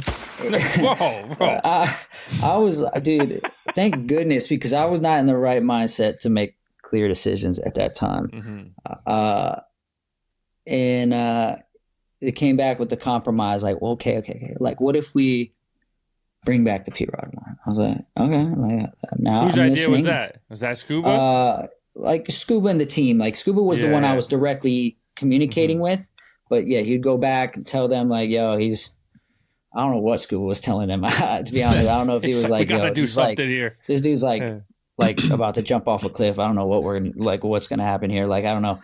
Like, I wasn't suicidal. That was an analogy, but I was depressed, but I wasn't suicidal. Yeah, so he came back basically like, how about if we can like compromise, like bringing that one back? Because I had been noticing already for a handful of years in my comments, people always like, bring it back. That was a favorite shoe. So we settled at that. And, that was back in 2022. And they were like, well, but we want to wait until 2025 because that'll make it the 20-year anniversary. And I was like, oh, yeah, I mean, that makes sense. I mean, that's a long time from now, but I guess that makes sense, And so thank God, my great friend Scuba Steve, like, didn't give up on me and kept pushing for me and kept like urging me to like stop being a dumbass and do this. Like, this is good. Like, and that, yeah. So that, long story short, sorry, I went into. You're good. I didn't. Yeah, I never told nobody that side of it, but yeah, I appreciate it. And by the way, you look great in blazers and dunks, anyways. So I appreciate it. A couple years without your shoe wasn't the worst thing. You had a dunk too in the meantime, right? I had two dunks. Dunk? I had the boxing dunk in 2019, and the What the Dunk came out in 2022. Yeah, that was like that's what happened. So like when they told me about the shoe and it taking a long time, they were like, okay, well, let's do this in the meantime, with the What Dunk, and then 2025 the shoe will come out, and thank God, the dunk hit actually. It actually like it was like in the dunk high. I had always wanted like to get that one like sneaker culture shoe, and I don't think any of my skate models really ever did that, but I think that one, got me into that like sneaker culture. Yeah, so that was a cool that was a cool thing. So it worked out great, and now I'm super stoked and happy that we're here. And again, another moment. Grateful that I made that decision and we're still here. And yeah, seems like people were stoked. So I'm hoping that will keep going. That's what's up. We might need a little box sent north of the border. You know what I'm saying? Yeah, let me talk to Scuba. Have them send them out. See if they'll send them. So the one, obviously a classic. Glad it's reissued. People loved it. What was your favorite from over the years? Like, if you didn't release the one again, is there another one you would have chosen over that if it wasn't the 20-year anniversary, or is the one your favorite of them all? Man, well, the one is my favorite because of sentimental reason. Because, as I said before, that is like the thing that made my skate dream of being a pro skater complete. So, like, to me, that's where it all set off. But if we take that one out of the equation, it would probably be the 2, 3, and 7 for me that are my other favorites. And then in recent years, I really started liking the P-Rod 8. At the time that it came out, I wasn't that into it, but like they really wanted to use like technology in the shoe at that time, and they were really like pushing it on me to use like fly wire and like different materials that like was like almost basketball shoe technologies. And at the time I was like, man, I don't know, man. Like, I don't know, just like how people are going to react to this. Like, it's going to look like a basketball shoe. The Not black that I have and a blue problem. one looks like a Kobe. Looks fire, right? It looks like a Kobe. So like, that's true. At the time, it's not that I have a problem with basketball shoes. Obviously, I enjoy them. I wear them all the time, even still. But like, I was just like concerned that like skaters weren't going to take to it. And I don't think they really did, to be honest. But now over the years, like when I see them, when I bring a pair out, like Mike Spanish will always just randomly pull random models out. And not too long ago, he pulled those out. And I was like, damn, bro, you know what? I really like that shoe. That shoe's dope. Like, so, hey, sometimes it takes things a second to grow on you. But yeah, so the 2, 3, 7s, and 8. Love it. I love when one answer leads into the next question. Speaking of the man himself, the legend, Mr. Spanish Mike, what's it like having him as a roommate? And do you have a Spanish story for us? I have too many for you. Dude. What's it like having his roommate? I love it. I love this guy. He's my best friend. He's got my back like so hard. Even when I don't got my own back, he got my back. He's like, my daughter calls him his stepmom. I calls him her stepmom. Yeah. Shit. Yeah. So he's always helps with her, you know. They're tight. They got a good bond together. His dogs are awesome. They're cute. And so living together is really fun. But as far as a Spanish story, I have a few, and I don't know if like nothing like that. It's like that crazy, but like he's got a few that are like embarrassing. So I don't want to put them out here like publicly like that. But what I do like to do is keep a list of things that he says. Because sometimes like he'll like, you know, there's random quotes like, I hit 2 birds with 1 stone, or like, it's a blessing in disguise, or these type of, just random sayings that people say that is like a common thing. And he always fucks them up. He'll always mash 2 different ones together and you'll know what he's trying to say, but he always fucks them up. And, I like to keep a list of that and just other random things that he says. Where'd it go, dude? My quotes. Let's see here. His most recent one was just the other day. He was talking about the edit that had came out when the shoe launch. dropped just like a few days ago. Him and Aaron Meza were working on it. They were here in the office here and working on it. And Aaron had left, and he's like, all right, now I just got to, chop up a couple things, color it, get it right, blah, blah, blah. Yeah, I just got to fine tune it with a comb. I'm like, what? He's like, I got to fine tune it with a comb. I'm like, at this point, I don't even correct. I just giggle. And he's like, what are you laughing at? I'm like, I know what you're saying. It's just, you said it. You just mangled it. Like, what is it? I'm like, go through it with a fine tooth comb. He's like, you know what I mean? I'm like, yeah, I know what you mean.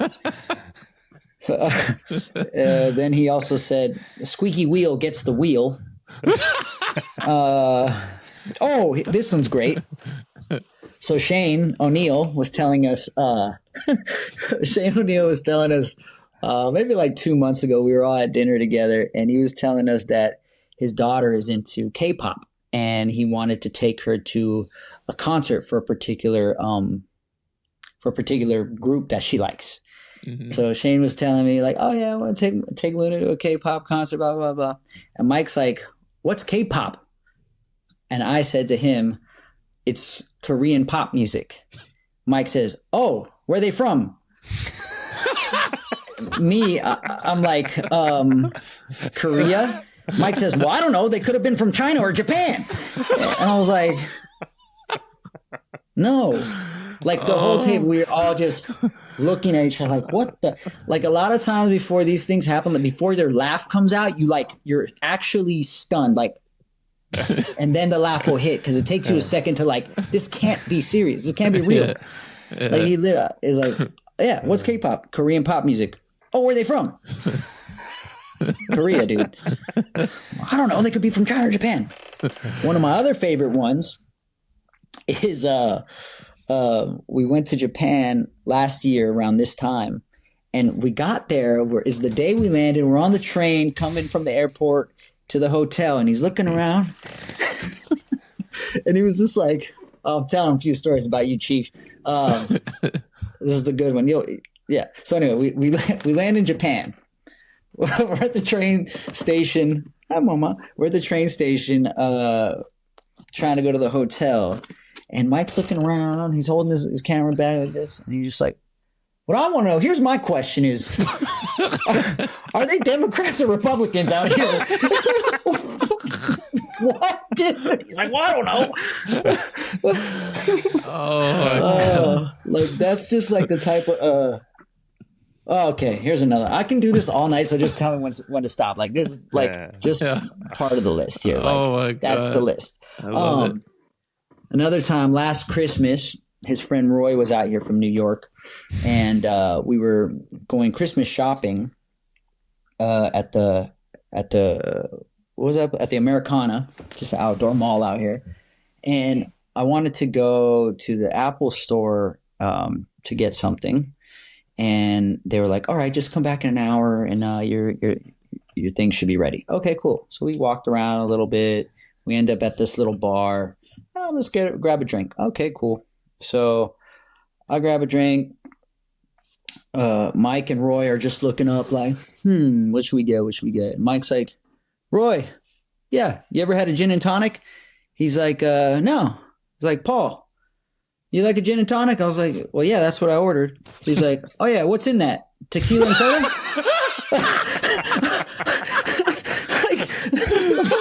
The bartender almost pissed his pants. I fucking was dying. Roy was like, it was just like, what? Yeah, he's offering him out. Hey, Roy. Yeah. Oh, yeah. Shit. That's awesome. I mean, if you guys want more, I got a couple of good ones more. Dude, I think I saw one, the hand-me-downs one. Yeah, oh, that's where that one. Oh my gosh, I haven't laughed like that since. Like when like you go silent, you're laughing so hard that you can't even make a noise until you finally catch your breath and it comes out. Like the crazy part when he finally filmed me laughing, I had already been laughing for like a full minute straight. And the thing is, he had done already a few things that day, like that were just mind-boggling to me. So like the hand-me-downs itself wouldn't have necessarily killed me that hard if he didn't already, like if he wasn't already on a roll. And for some reason, it made me laugh like I couldn't fucking believe, because he showed me it through text. If he just said it, I wouldn't have noticed that he said it wrong. Like, hand me down, hand me down. You say it fast, hand me down, whatever. But he has a group chat with like Daniel Scales and Kevin Perez and Jake Darwin, and they call it the War Zone chat, where they just roast each other all day. They're flaming each other.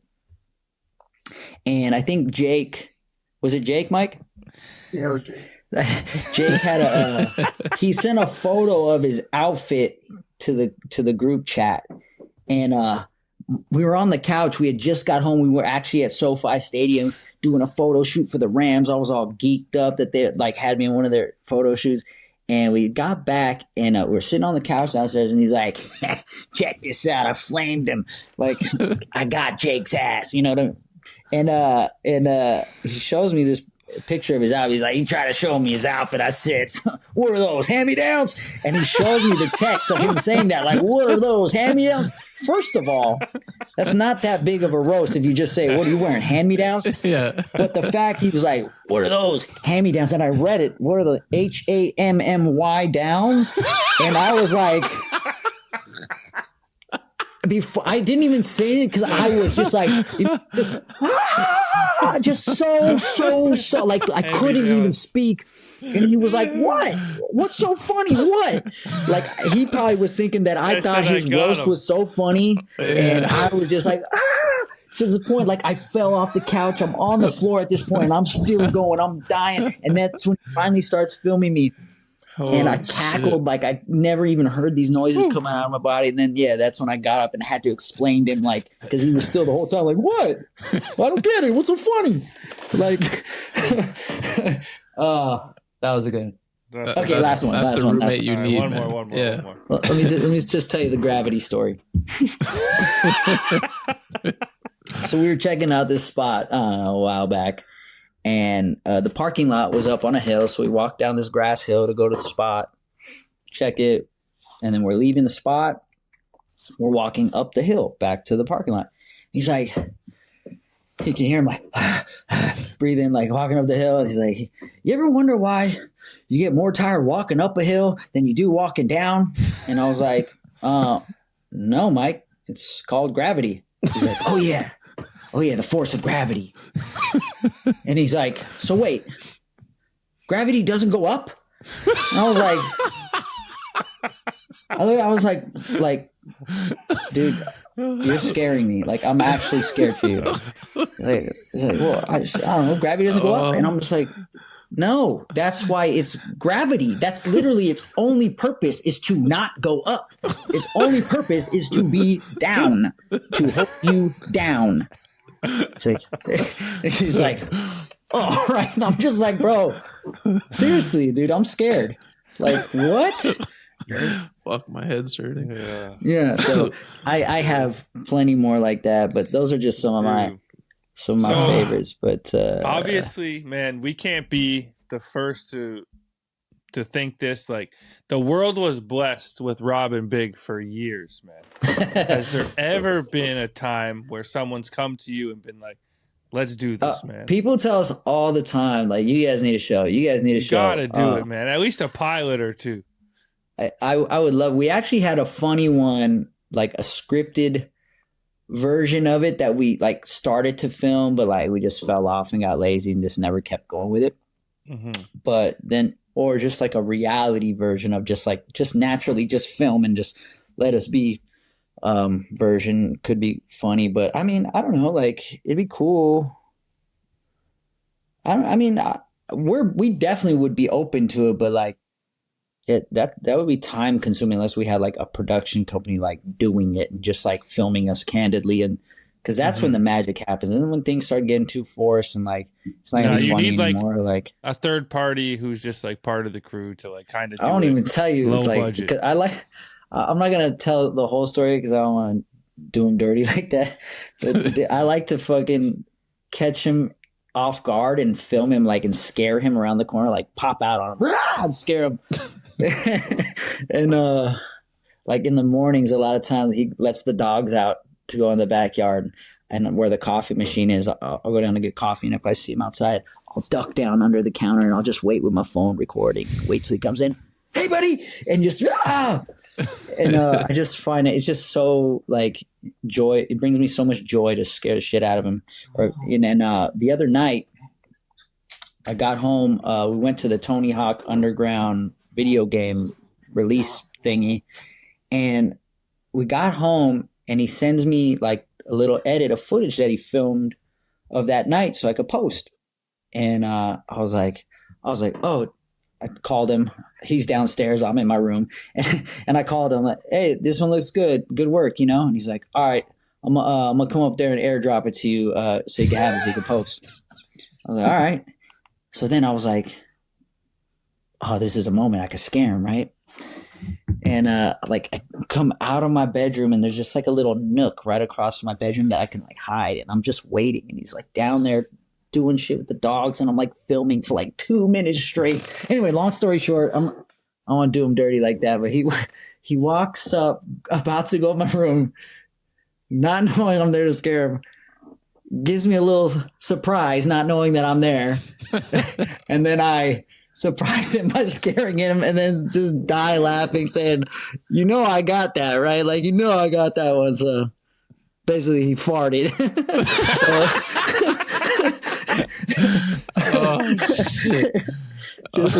just so candid. But we might need that clip. That's on him. That's on him because the clip is insane. But I won't do him dirty like that. The candid shit, man. That my favorite quote recently was I think it's an old clip, but you posted, you guys posted it. But the some of the greatest people have had great sleeps, like because Paul's getting mad at him for sleeping in all the time, and then he's like, well, you know, some of the greatest people have had great sleeps. What are we gonna do? The sleep part is definitely something I need to get under control, but it's like some of the greatest people have gotten great sleep. It's funny because the other day we were going to the gym. We go to this gym called F45, and since we go there so frequently, we're homies with the guy at the convenience store right next to it. Go in there and get like a little energy drink and a water before we work out. And Mike was just running a couple minutes behind me. We drove separate, and I go in there. I'm getting my my little pre-workout drink, whatever. And he's like, "Oh, what's up, man? Where you been?" I was like, "Oh, just making small talk. I've been around, blah blah blah." He's like, "Yo, I've been watching your guys' YouTube channel." I'm like, "Oh, thanks." He's like, "Yeah, you and your boy, man, you guys are funny, man." I was like, "Oh, thanks, man. Appreciate it." And he's just like, "Hey, some of the greatest people get the best sleep," or whatever the line is. And I was like, oh my God. I was like, dude, don't tell him that this dude his head's gonna go this big. Don't tell him that. Like, don't gas him up like that. But then then I saw him a couple minutes later and class hadn't started yet. And I was like, yo, Mike, you'll never guess what the dude in the store just told me, blah, blah, blah. I told him. Mike's like, what? For real? I'm like, yeah, you just should I go in there and say what's up? I'm like, if you want to. So he goes back in to say what's up. And it was like, of course, the dude literally just got off his shift, had already left. It was a different guy in there. It was just funny, man. But like that one's gaining traction, man. No word of a lie. I think it was last night or the night before when I was going to bed, and my girlfriend always wants me to wake up earlier, wake up with her in the morning before she goes to work. And I'm always like, she's like, so do you want to wake up with me tomorrow? And I'm like, nah.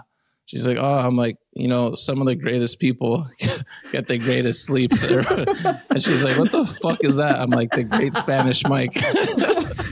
Just know. I showed her the clip. I have it screen recorded, man. Another one that I revisit when I need a laugh. It's either we're something funny is being said or we're bickering like that. It's always one of those two scenarios. The TV show would be epic, man. We had a couple more Spanish ones, but I feel like that's been we just talked Spanish for like 30 minutes, so I love it. But it's whatever you want. It's whatever you want. I'll talk to you guys all night. So back to you skating. You recently blew our minds at Mike Mo's PLS event and PSL. Sorry, PSL, Professional Skateboard League. My bad, Mike. That was insane to watch. You're 40 years old, and I think Malto on the call was saying you were just going ham before they even started recording. So take us behind the scenes on what you're doing to keep your body in shape. What's the regimen like these days? It's pretty consistent.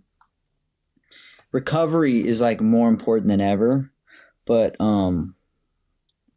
okay, so Mondays, it just recently switched because I switched my trainer. So I have a personal trainer twice a week, and then the other 3 days a week I go to F45 with Mike, and then on the weekends I don't usually work out. Sometimes on Saturday or Sunday we'll do a F45, but usually Monday through Friday I work out every day.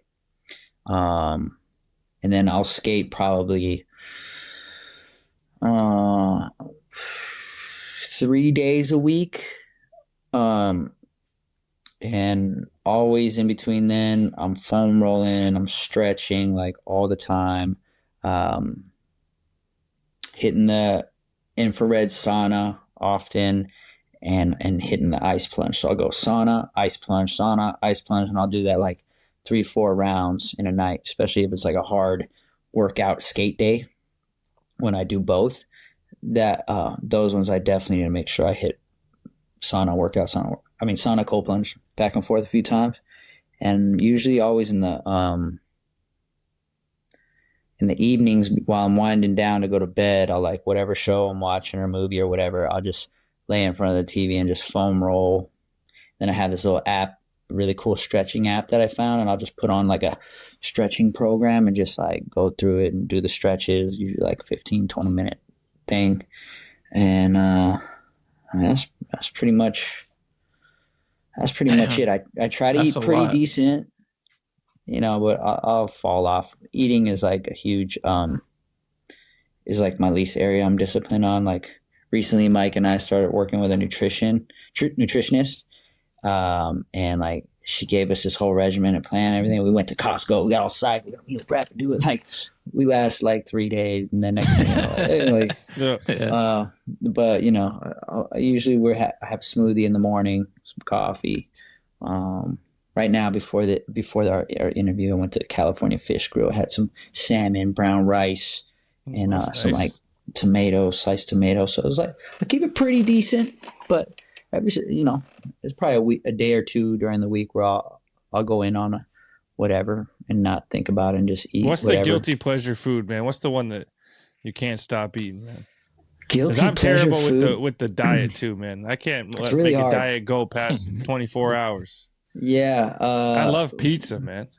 I can't stop eating pizza. I mean, I guess if I'm going in, it could be any. Actually, my favorite guilty pleasure food is if I'm at like a Laker game. Outside, the street dogs, dude, the bacon wrapped hot dogs with all the toppings, extra like mayo, mustard, ketchup, all the onions and peppers, and like I'll crush 2 of those guaranteed every time on the way out of the game. Plus, when you're at the game, you're eating a bunch of nonsense there too. Mm-hmm. But yeah, pizza, burgers. Love Thai food. What was it? There was one I was just gonna say. You a Pad See or a Pad Thai guy?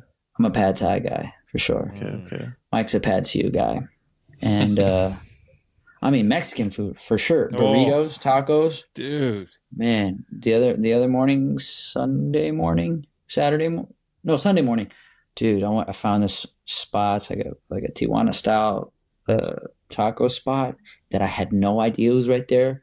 My homies put me on game, and I went in right there.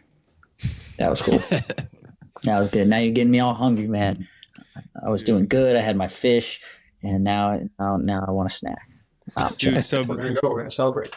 Some new thing that Kings? All your shoes sold down stinkers today. Really? It's gone.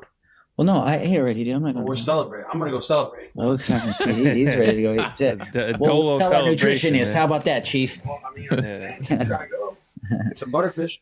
Dude, Nick Katz put me on this thing when we were in Miami in February, where you go out for breakfast and everyone gets their breakfast, and then you get like at the end, everyone just shares pancakes. That's And I another was thing. like, dude, I did not need this in my life because But you it's did, so but good. you didn't. Yeah. And now every time I'm with the family, I'm like, and we'll share a pancake at the end. You know, I'm like, because they're so sweet. Yeah, pancakes as well. Actually, thanks for the reminder. Main Kitchen Cafe is a spot we go to pretty often, and if we go there for breakfast, I'll crush like sunny side up eggs, chicken apple sausage, breakfast potatoes, and a stack of 3 small pancakes. But usually, if I do that, then I won't eat all the way until after like a skate, workout, everything until like dinner time. I'll just have that be my only meal. Try to in my head tell me that makes sense. So Outwork a bad diet, man.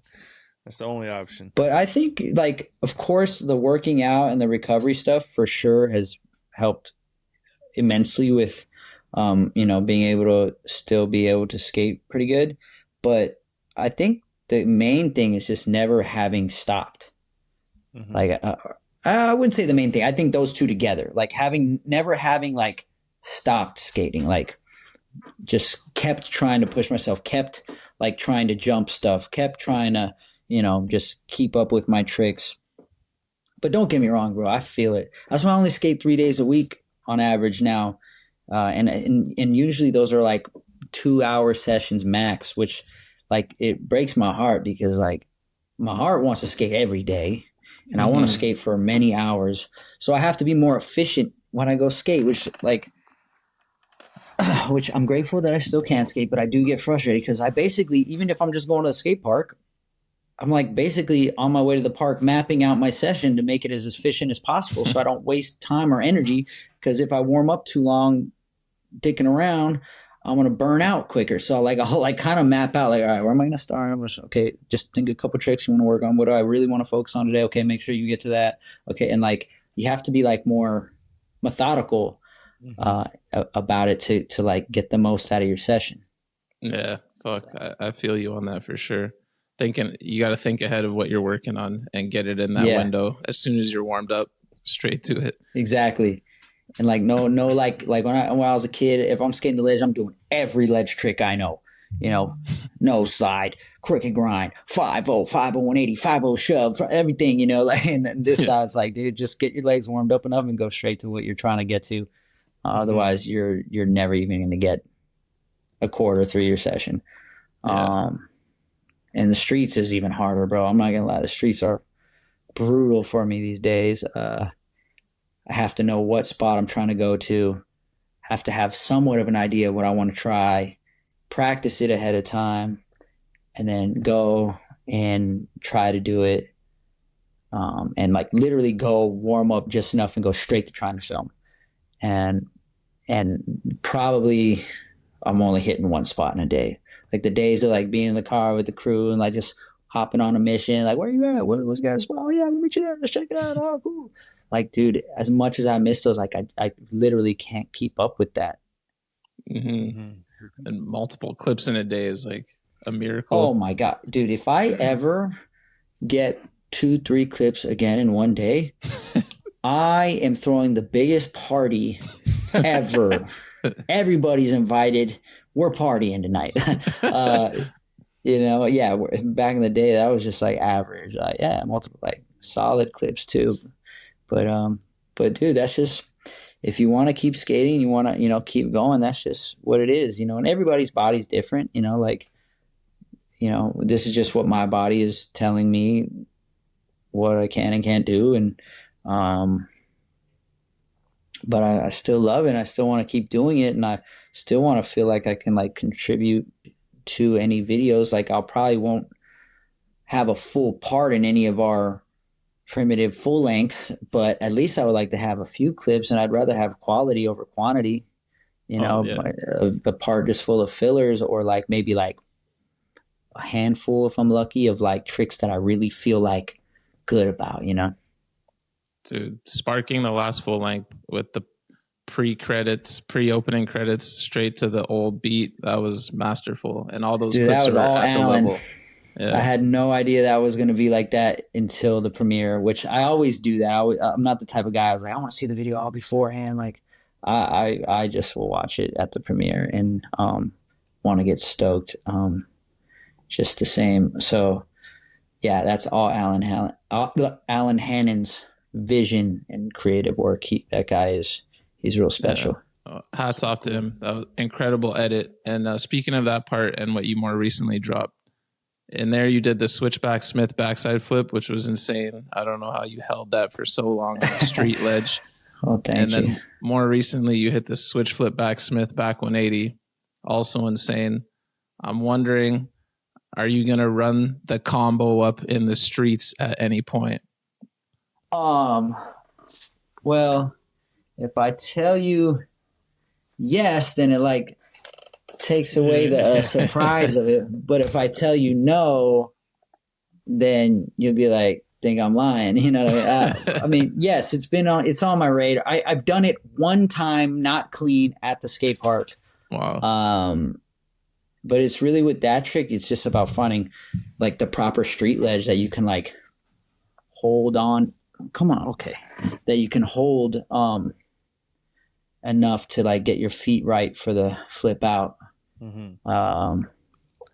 So it's a dream trick of mine. Yes, I would love to have that in whatever next bit of footage I drop next. I'm sure you guys remember when Morgan did it. I think he was the first to do it. He did kickback Smith backside flip venture at, I believe, back in the day, and that was like wow, mind blowing at the time. And I think Tori Pudwill did one as well. Yeah, on top of the tall one in Sans in Barcelona. But it's just crazy, the progression and the fact that you've done one, or if you get one in the streets, it'll be at age 40 plus, which is just incredible. So good luck out there, brother. I want to see that one. Can you hear the dog? Yeah, a little bit. There's her like mouth, but no, I'd be stoked and thank you. But now that you asked me that, it makes me feel a little more okay. You're going down. It makes me feel a little more excitement to go get it done and like come back and be like, dudes, I did it. Well, you know, that'd be awesome. Yeah, and then when you do it, we'll get a Cadillac too, right? We'll just put that into the I'll talk to Mike about that one. Maybe he'll. I'll get you a new basketball hoop. There you go. or a new mattress because you got to get your greatest sleep in. Yeah, there you go. That's good. Paul, your trick selection over, your historic career has usually been 100% flawless. But a while back, you got caught switch slipping. Front heel. No. Fakie, switch back Smith, switch heel out.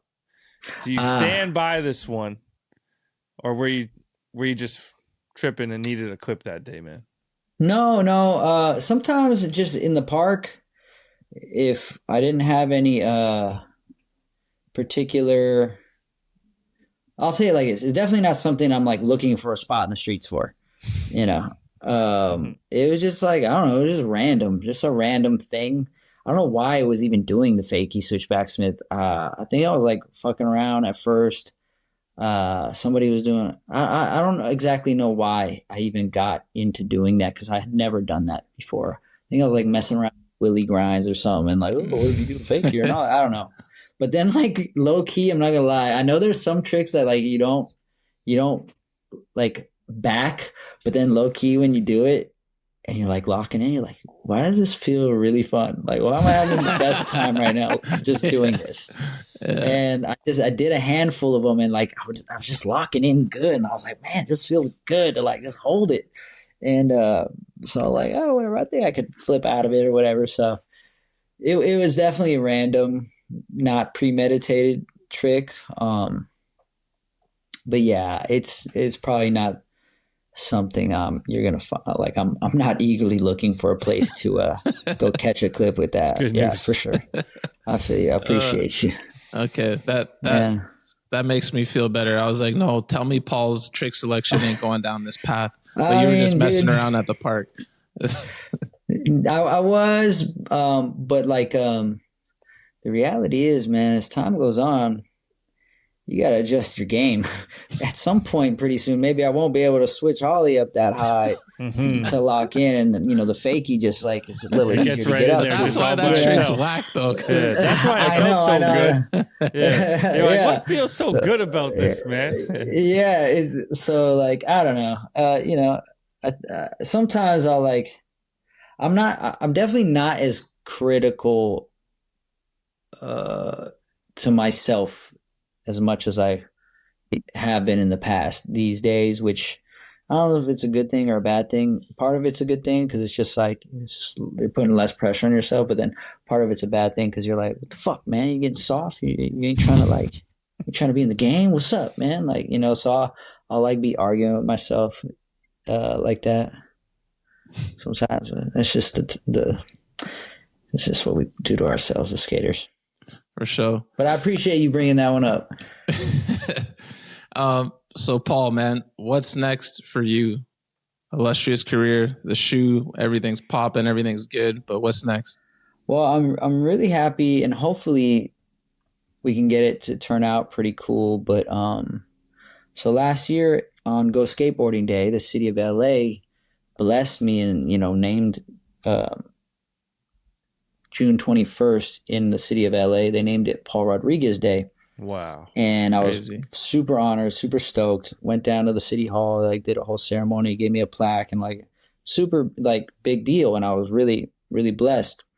So I wanted it to like, instead of just being like that one day it happens and nobody ever remembers again, I ended up reaching back out to the city after that and like telling them that I would like to, propose them ideas of maybe trying to build some spots, but like street spots, and maybe do like some like Go Skate Day events.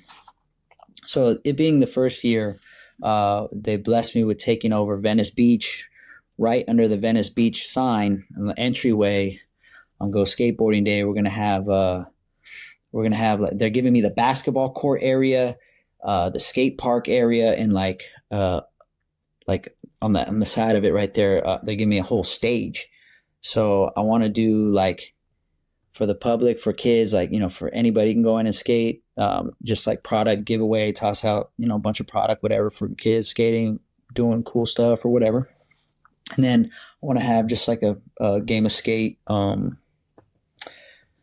can't even think of just a game of skate. Oh my gosh, I'm totally blanking on the word tournament. Yeah. Wow. A game of skate tournament on the basketball court area. And they're going to provide all the bleachers and stuff. So I want people to, be stoked. I mean, I still have to like call all the homies and see who wants to be in it. I'm trying to get like, high level dudes to come in and like the pros have a battle. Nice. And then on the stage, we're going to make a couple announcements. I want to like honor, point out some like Venice Beach OGs and legends because, that's their territory. And I don't want to come over there and just like act like it, not pay homage to the guys who that's their territory. And then have a couple people perform. I know I'm gonna have Deshaun get up on stage, perform a few songs, and I got one other guest that if I lock it down, I'll be so stoked. But he hasn't officially. He's in, but I'm just waiting for his manager to hit me back to make sure that date works for him. So I don't want to claim it too soon in case it doesn't happen. Don't tell me it's Kendrick, man. And then, shit, I wish. Thank God, saved you. But oh yeah, I forgot who I'm talking to. Which I'm neutral in that, by the way. So I got love for the boy.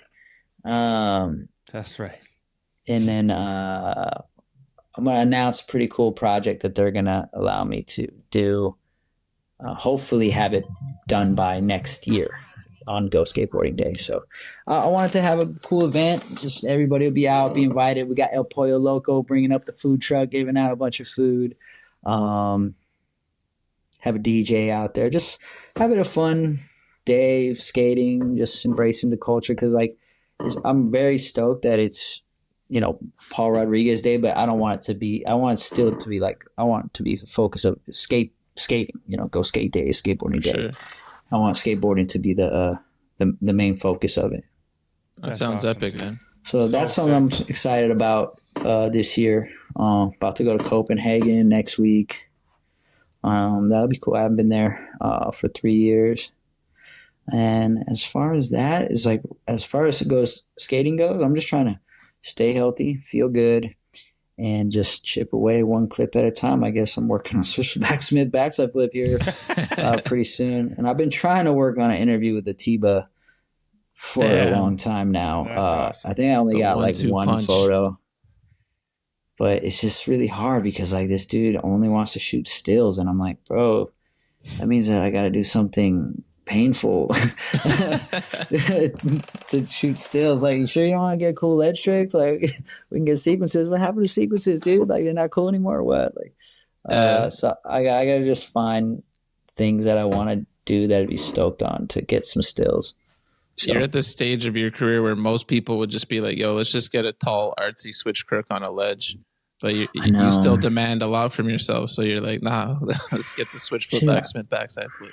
yeah, like it's you can't take that mindset out of you. Like, I know that it's not the same as maybe 15 years ago, but like my mentality is like, why put something out, like something like a Thrasher interview or a video part, if like how we talked about earlier, if you're just going to be at the premiere sad or bummed on it, like like I'd rather have, like I said, a few tricks that I'm really hyped on than 2 minutes of footage or 3 minutes of footage that like I'm only hyped on like 4 things in it. I guess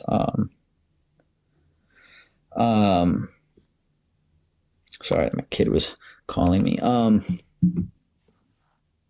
Yeah, so when it comes to street skating, I think it's just one mission at a time. One mission at a time. Try to chip away, find spots that I'm hyped on, have a trick that I want to do, try and go get it, eventually get it, then repeat the process, and God willing, something cool will happen out of it.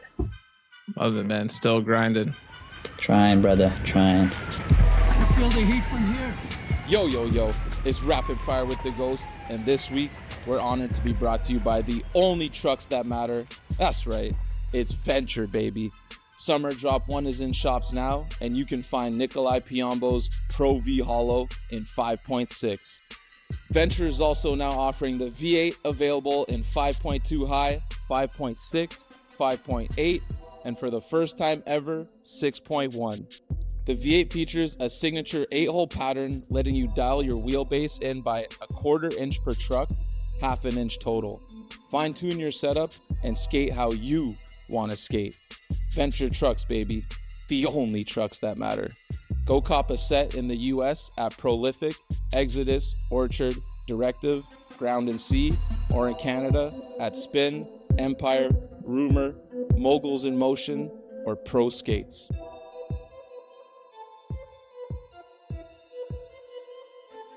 We're going to do a little rapid fire. We'll try and fly through these. We've already kept you for so long. Appreciate your time.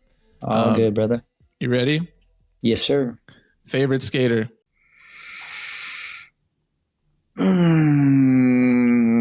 Costin Penny Reynolds. They're one. Favorite video? Ronnie vs. Day 1-1. Favorite video part? Guy Mouse. Oh, Reynolds the end also. Favorite style? Mike Mo. Which skater had the biggest influence on the way you skate? Costin Penny Reynolds. Most talented skater on planet Earth? Day One Song. And if I say his name wrong, I'm so sorry. Jocko Janin. Am I saying that right? I think he skates for Element. He's like from like Finland, maybe. And Asics? I don't know. I just know that every time I see him skate on Instagram, I'm like, he's got the most insane board control like abilities that I just like. When I watch him skate, I'm like, bro, I don't even know how to skate. It makes me feel like. Is it the dude who did like ollie up immediately? Mikey, you know what I'm talking about, Mike? Manny? The kid, he's on Element. He's in. I think he's like from like Finland or something. No, he's like from like Finland or Jocko Janin, right? I think it's Jocko Janin, and Day One, Jocko Janin, Evan Smith. Those are people who, when I watch them skate, I cannot relate to their abilities. Their abilities are so eclectic. Like, that's skating in my mind. Like, I know how to do tricks. They know how to skate. Yeah. You know, they can do all of it. They can do the tricks. They can find a weird thing and just figure it out right then and there, and take them to anything, and they'll give you something incredible. Mm-hmm. I know that feeling. I feel like that too. I just do tricks, but I feel like I watch Grant Taylor in person, and you're like, he's skateboarding. He skates like he's a real skater. I just rehearse moves and try to execute them.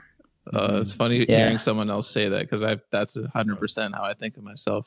I wish I could skate, but I can't. Yeah, exactly. That's why I think I love watching those guys. Suchu's another guy like that. You know, like, there's so many guys like that, especially nowadays. I mean, the list goes on. A shot, all these, but like, I'm more fascinated by that type of skating because it's so like non-relatable to me. I guess like I'm like, yeah. It's funny. It's just really awesome skating. One thing that separates like those kind of skaters from like guys like the three of us is if we were doing a contest run, we're the guys doing rock fakies and axle stalls. Yeah. And they're the dudes doing flip disasters and back nose blunt stalls, like casual every try. Bro, I'm not even risking axle stalls. It's very rare that you see me axle stall in a contest. Cause like that's the thing I will mess up for sure. Favorite trick? Anything in the moment that I can land. Anything, whatever trick I'm trying, when I land it is my favorite trick, man. There's too many good. Maybe fakie switch back, Smith switch heel. That's my favorite. Right. Hardest trick for you? Every trick, dude. Every trick is the hardest trick for me, but for sure the hardest trick is the hardest flip. Hard flip. Yeah. Most illegal trick? Tiba's pressure flips variations. Only when he does it. Anybody else can do it. Just Tiba, like, nah. What's the favorite clip you've ever gotten? Ooh.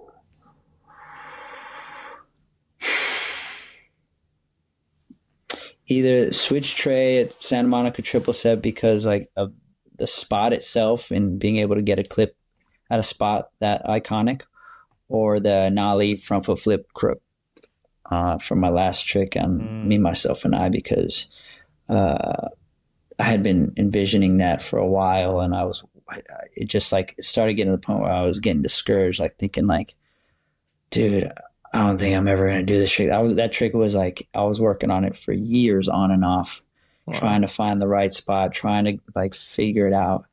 So by the time that's definitely the one I'd worked the hardest of any trick for to get a clip. Like the hardest trick I ever, as a clip that I worked the hardest for. That was a crazy one because not done properly, that trick could look funky, but the way you did that was insane. Like it was like a massive nollie and then a kickflip crook. Like, yeah, you did that right. Thank you, brother. This was the only one I've ever done, and I doubt I'll ever get another one. So I'm stoked. I just have it on film. What's the worst trend you've been a part of? I guess riser pads. As a kid, like I don't even know why I was putting them on. I just thought just any little accessory to add to my board I thought was cool. Yeah. It was in the glass case, man. You thought you needed it. Yeah. I'll get the Shorty's survival kit. You guys remember those at all? Oh yeah. They used to extra grip, extra bearings, risers, dodos, all that. Like, and I would put all that shit on. Like, just 10% off. You got to. You know what I'm saying? Spend it up. And early on, but I was too young. I mean, I didn't know any better. One, I started off Mongo pushing, And two, like I think like my second or third board I ever had, I put rails on it, guardrails, because I thought it was going to just make me slide faster on the little PVC pipe flat bar my friend had, which it did. So I was stoked. But I was like 13, bro. Like I didn't know better yet. What's the gnarliest trick you've ever witnessed? Man, I've been there for some things. Honestly, I can't even really remember because I've been there for some shit, dude. The immediate one that comes to mind, just because this is the biggest thing I've ever seen somebody do in front of my eyes, was I was there when Descenzo nollie El Toro. Oh, wow. That was really insane to watch his process. But I've been there for some super gnarly rail tricks too. But I don't know why I'm drawing blanks. I now. love that. Let's keep Shoutout Canada. Yeah. Shout out. He's like you, man. Another can't stop, won't stop. Bro, he's gnarlier, bro. Like he's still going so big. Like I'm like, bro, like how am I more beat up than him, dude? Like, you know what I mean? Like he's done some stuff and still, dude, so gnarly. Yeah. Wow. Yeah. Legend. What's the one trick that got away? Dude, there's so many. There's hundreds that have gotten away. It's crazy because Tiago ended up doing it at the spot that I was trying it on. Then I just stopped going back, but it was years apart and he never knew that I was trying it.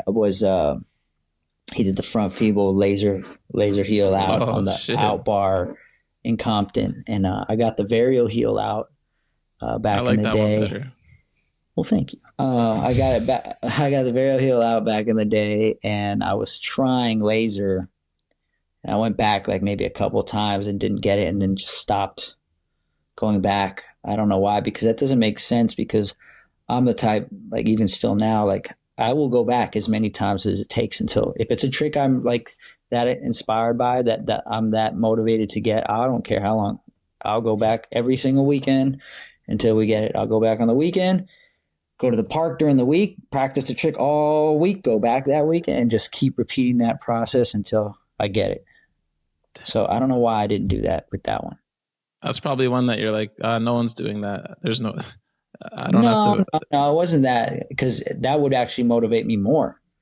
I think at that time, the spot became like a super bust or something. I don't, something happened. But yeah. So when I saw Tiago do that, I was stoked, but there was a part of me that was like, "Oh." What's the biggest bunt you've ever witnessed? I'm pretty sure I've had many bunts in my day. I know other guys who definitely claimed and not even tried. Carlos, I would love a Carlos bunt if you have one, but go take it wherever. Nah, I ain't gonna put other homies like that. But like definitely as kids, there used to be this dude we would call Homie Loke back in the day. And he never knew we called him that. And he would always talk about like these tricks that he was doing, these hard tricks that he would do. And then you'd go skate with him. And the dude could barely, like I never saw him actually land any trick. Like he would like kind of halfway, like this was back when like switch hard flip front nose or front crooks were kind of like popping back. You would see him like flared out illusion flip style, like try to like show the motion of it, showed a few times, and just be like, yeah, dude, it's not working today. Like, you know, that type of thing. Like, you know what I mean? Like, you're like, just like, bro, like, dude, like, you know, and for some reason he would tighten his bolts all the way to where his wheels wouldn't roll. Like, why you do that? He's like, oh, I just like it like that. Like, it didn't make sense. Like, it didn't. That was he just afraid to roll with any speed? I don't know. But like, it always just fascinated me, like the mindset of somebody like throwing claimers out, because like I feel bad because like imagine the torture that's going on in their mind, like to to like really like just like put on a facade like you're like feeling like you have to, you're feeling like you don't fit in so much that you feel like you have to like that you have to fit in. You know, I guess what I'm saying, like you know, like I feel that must be torturous. What goes on in someone's head to make them be like, yo, I'm gonna just completely just be a full, I guess, liar. You're trying to be nice about it. In hopes to like, in hopes that these guys will think I'm cool. Yeah. Where like if you just like everybody knows, if you just be yourself, it'll be cool. Like you'll be cool. It doesn't matter what level you're on. Nobody's paying attention that hard but yourself. So like, yeah, like, sorry, I just went off on a tangent of like trying to understand the mindset, but like it must be hard to be in that mind. Hondos. We actually have a homie like that in Toronto who, yeah, I won't name, but I've wondered the exact same thing. Donald, you know who I'm talking about? Yeah, I think so. I'll text you. But yeah, everybody has those people, and it's just like, and nobody ever has the heart to just be like, bro. At least when you're young, like maybe older now, I might pull somebody aside, like, hey man, like in a gentle way, but like when you're younger, like you just don't have the heart to just be like, man, like, hey, it's all good, bro. Like just be yourself. Just be yourself. Like it's okay. Like nobody's judging you. That nobody's even thinking that hard about it. Everybody's too busy judging themselves. like trust me, we're all picking ourselves apart, dude. Like you're all good. Just we all know you can't switch hard flip front nose. It's all good. Yeah. And guess what? Neither can we. So we're all in the same boat together. That's reserved for the little bees of the world. It's okay. What's the last new trick you learned? Making such fast moves. No. Oh wait, did I? No, I just relearned a trick, but that doesn't count. Dude, you been getting the manis popping? Any new manuals? No, I just brought a couple back, but nothing. Oh no. One, I never did it before, and I've only done it once since I had this new manual pad at the park. Backside flip fakie manual. Nice. Couldn't believe I did that because I'm a notoriously bad backside flipper, and I couldn't believe just one day the flick was just like going into the mani, and I was like, and I just had to run with it. I was like, I can't believe this is like actually looking like it could go down today, and it did. So that was like. I definitely have never done that before, for sure. Did you half cab out? No, but I because I really like, you know, I wanted to go fakie for like control, but like I definitely went backside flip, like came out, but then like rolled sideways, like, you know what I mean? Like didn't half cab, but like landed like crooked and then rolled off to the side. Nice. So it wasn't the cleanest thing in the world, but I was so hyped nonetheless. So. That's funny you mentioned the backside flips because I don't know, this is probably maybe a month ago or so. You were frontside flipping the little baby grass cap at the park. And I think I hit you from the bunt DM. I was just like, yo, let me see a backside flip. Because it was the first time I was like, yo, I can't even think of a Paul backside flip. I don't even know if you saw the DM or not, but I was like, yo, and that's just funny hearing you say that you're notoriously I don't recall, but dude, just last week, bro, I was feeling like I was skating good. I was at Shane's new park, and I was like having fun skating the new ledge, and he has this wedge over barrier, and like I was like, did a little, you know, back nose grind, go around the quarter pipe, and don't axle stall, just turn the quarter pipe, and like kick flip, frontside flip, tray flip, barrel heel. Like I was like going through the few, and then I was like really feeling like I was on that day, like everything's feeling good. Then I was like, all right, let me do a little like ledge combo to backside flip, and then I tried the backside flip for I don't know, maybe like 10 tries, but like literally like just air flick to like just landing backwards, falling. Like I think maybe I put one down that could have possibly worked, and then I started getting frustrated, and then I was like, I better stop now because I'm going to literally waste all my energy that I have for the session on this backside flip right now, and it's not that important. Like, so yeah, those are. Now you're making me want to see one down the double at your park or a street clip. I mean, that might be too crazy, but now I want to see a Paul backside flip. I have backside flipped in the streets when I was a little kid. I backside flipped off this little like cliff over a bush, but they were still really hard for me then. But I'm talking 2025 backside flip. All right, I have backside flip the little grass cap, but every time I backside flip, I usually don't put it out because there's just so many better backside flippers in the world that no one. It's just not important for anyone to see my backside flip. I backside flipped up the grass gap too, once or twice. Okay. Homie request, just backside flip on anything. If I can, if I remember, I'll be stoked to send you one. Yeah. Hell yeah. What's your dream job after skating? My dream job after skating would be an actor. So, yeah, that'd be cool. Already planting seeds and working on that craft. Favorite local brand? El Cocinero.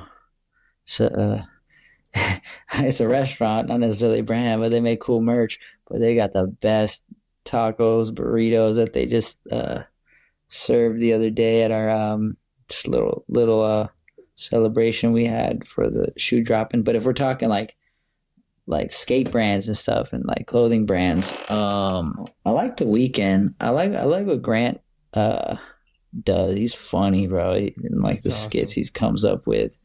I like them. And Tori's local. I like Thank You. I love the heart. No, you're never going to find anybody more passionate than Tori Putwell when it comes to skateboarding. Not just the act of riding or skateboarding. I'm talking about for the culture, the industry, the love. If everybody only knew that he's literally in there every night to the wee hours of the morning, screen printing all the boards himself, like packing them up and shipping them. And you're talking about legendary pro skater Tori Putwell, who still goes out and gets the gnarliest footage, still travels the world, going on month-long trips just with him and a filmer trying to film parts, and still just like somehow doing it all. I'm like, bro, like you love this game like at like to a detrimental level. Like it's like, dude, and literally, like, and just think about just the name of his brand, Thank You Skateboards. Like that's real. That's real. It's not just like a whatever cool name. Like he really, he should have named it I Love You Skateboarding. I Love You Skateboards. Like he's. I think I've never met any single person that much more in love with skateboarding as a whole than Tori. Wow. That's cool to hear. We got to get him on. I appreciate it. Dude, yeah. You should. It'll be a great time. Have you ever had a conversation with him? Yeah. No. Yeah. Yeah? Okay. Yeah. He'll be hilarious. He's hilarious. I've never had a proper conversation. You remember that West 49 contest at Niagara Falls way back? Yes. That was the first time. We didn't really meet either. I think I said 2 words to you at the top of the ramp and I was nervous, but Tori bought me a shot at the bar. So that's no way. Yeah. That's cool. Nah, yeah, he's probably still similar to how he was then, but it's all good, dude. What's up, guys? Yeah. So he would be a very entertaining conversation. So if you guys want to have him on the show, Mike can make that happen easy. Hell yeah. All right. Favorite local skater? Oh, Johnny Hernandez, man. I mean, I know he's been around for a little bit, but like he just don't get the shine that like I feel like he deserves. He just really he gives it all he got, and he works hard. He's a super sick skater. That's Donald's main man. Latinos. Yeah. Sean 1 of 1, Doc. Sean 1 of 1. Damn right he is. What's the one sponsor you regret riding for? I don't know. That I actually like had as a sponsor for a amount of time. I don't know. I can't. Maybe you can remind me of some goofy ones, but like you gotta think, man. every sponsor that's ever supported me has helped me, to raise a kid, take care of my family, support my life. So, to say that I regret any of them would be pretty disrespectful, Yeah. No, sometimes that one has no answer sometimes, so it's all good. Did you skip that one? Did you ride for that bracelet company, the like power bracelets? I did ride for Power Band. Dude, you got a good memory. What was it called? Was it Power Band? What were they I called? don't know. But what did they say those rubber things did for you, man? They said that it helped with balance. Yeah. They said it helped awesome. with balance.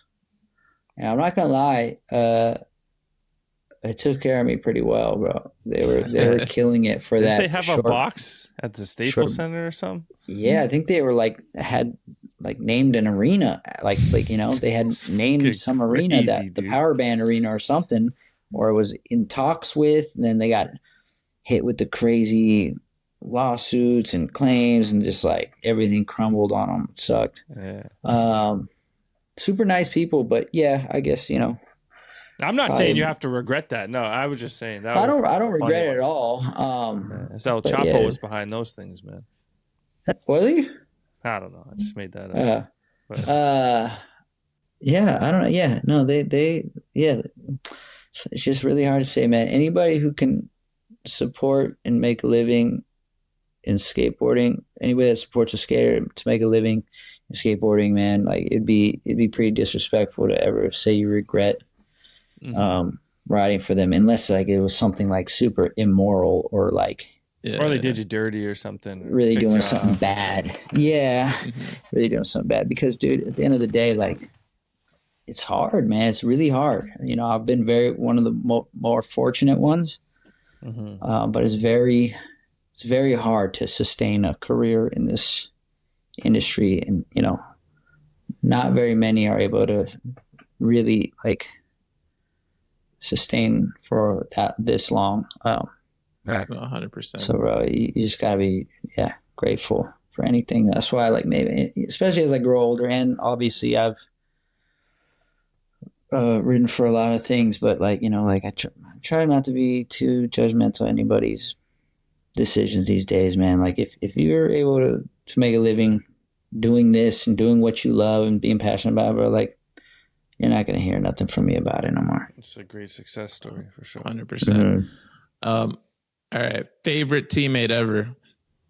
Damn, I'm gonna say a couple. Mikey Taylor, Omar Salazar, Stefan. I love Stefan. So many, dude. Malto. I'm gonna feel so bad because there's so many people that Uyghur Van Vegenen. Sick. Love that guy. That guy's awesome. Louis Marnell, we were pretty close for a bit there. Spanky. Trying to think who else, man. So many good ones over the years. I mean, I don't recall having. I'll say it like this: I don't recall ever having teammates that I couldn't stand. Well, that leads straight into our next question. But those are great answers. Worst teammate ever?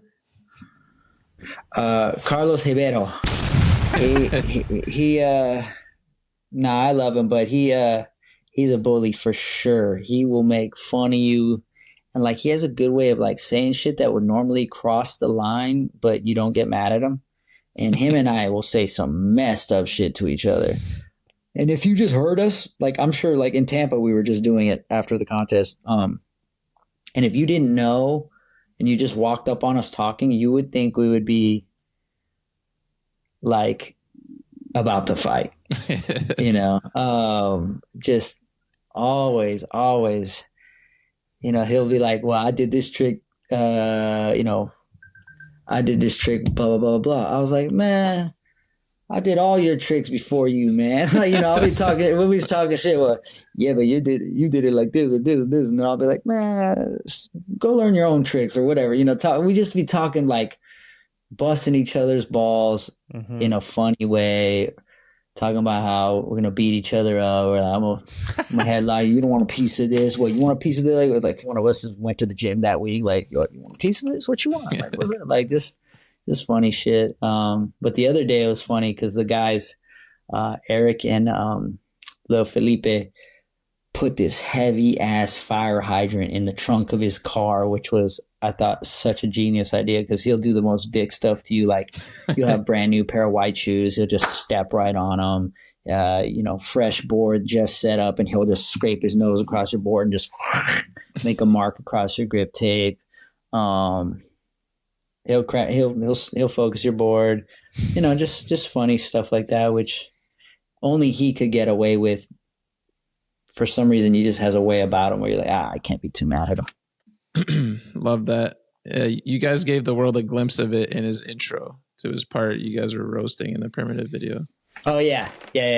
That's just a regular day for us. Worst company. What was it called back in the day? Dang it! The one from Hawaii. Was it like Natural Concepts or something? Oh yeah, they were a thing. Worst trend. I'll just say it, just like putting a sock or an extra tongue under your shoe. Even though low key, I'm not that mad at it. That was big back in the day. Yeah, that was way big. Worst style. I don't know about worst, but I know somebody who got the best fake style. And I would say Mike. Spanish has the best fake style. Love that. Last but not least, who's the last person you want on the sesh? Carlos Rodero. Let's go. That's the biggest love-hate relationship in skateboarding right there. Yeah, I know. Yeah, for sure. Dude, Paul, man, 9 years later, can't thank you enough for coming on here for the second time. My pleasure. Thank you, guys. Appreciate you, dog. Always a pleasure. I could talk with you guys all night. So thank you, guys. That was a blast. Appreciate you, Yeah, legend. I'll see you guys in 9 years, man. Nah, we got to do it sooner than that. We got to come visit you, man. Yeah, visit me, and we'll chop it up all day, all night, whatever. And yeah, man, thank you guys, and congrats to you on everything you guys have done in 9 years. It's really awesome to see Appreciate that. The love and passion for the game, man. Fuck yeah. Yes, sir.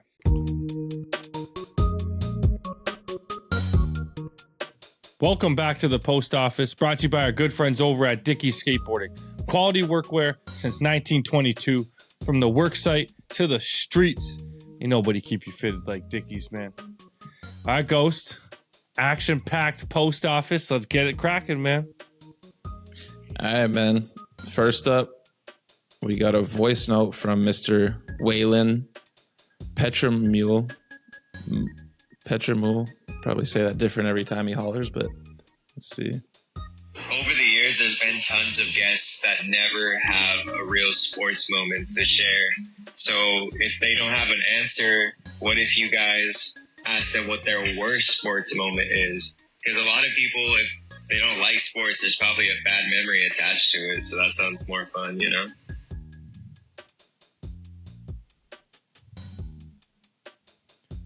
Should we start over and just skip that?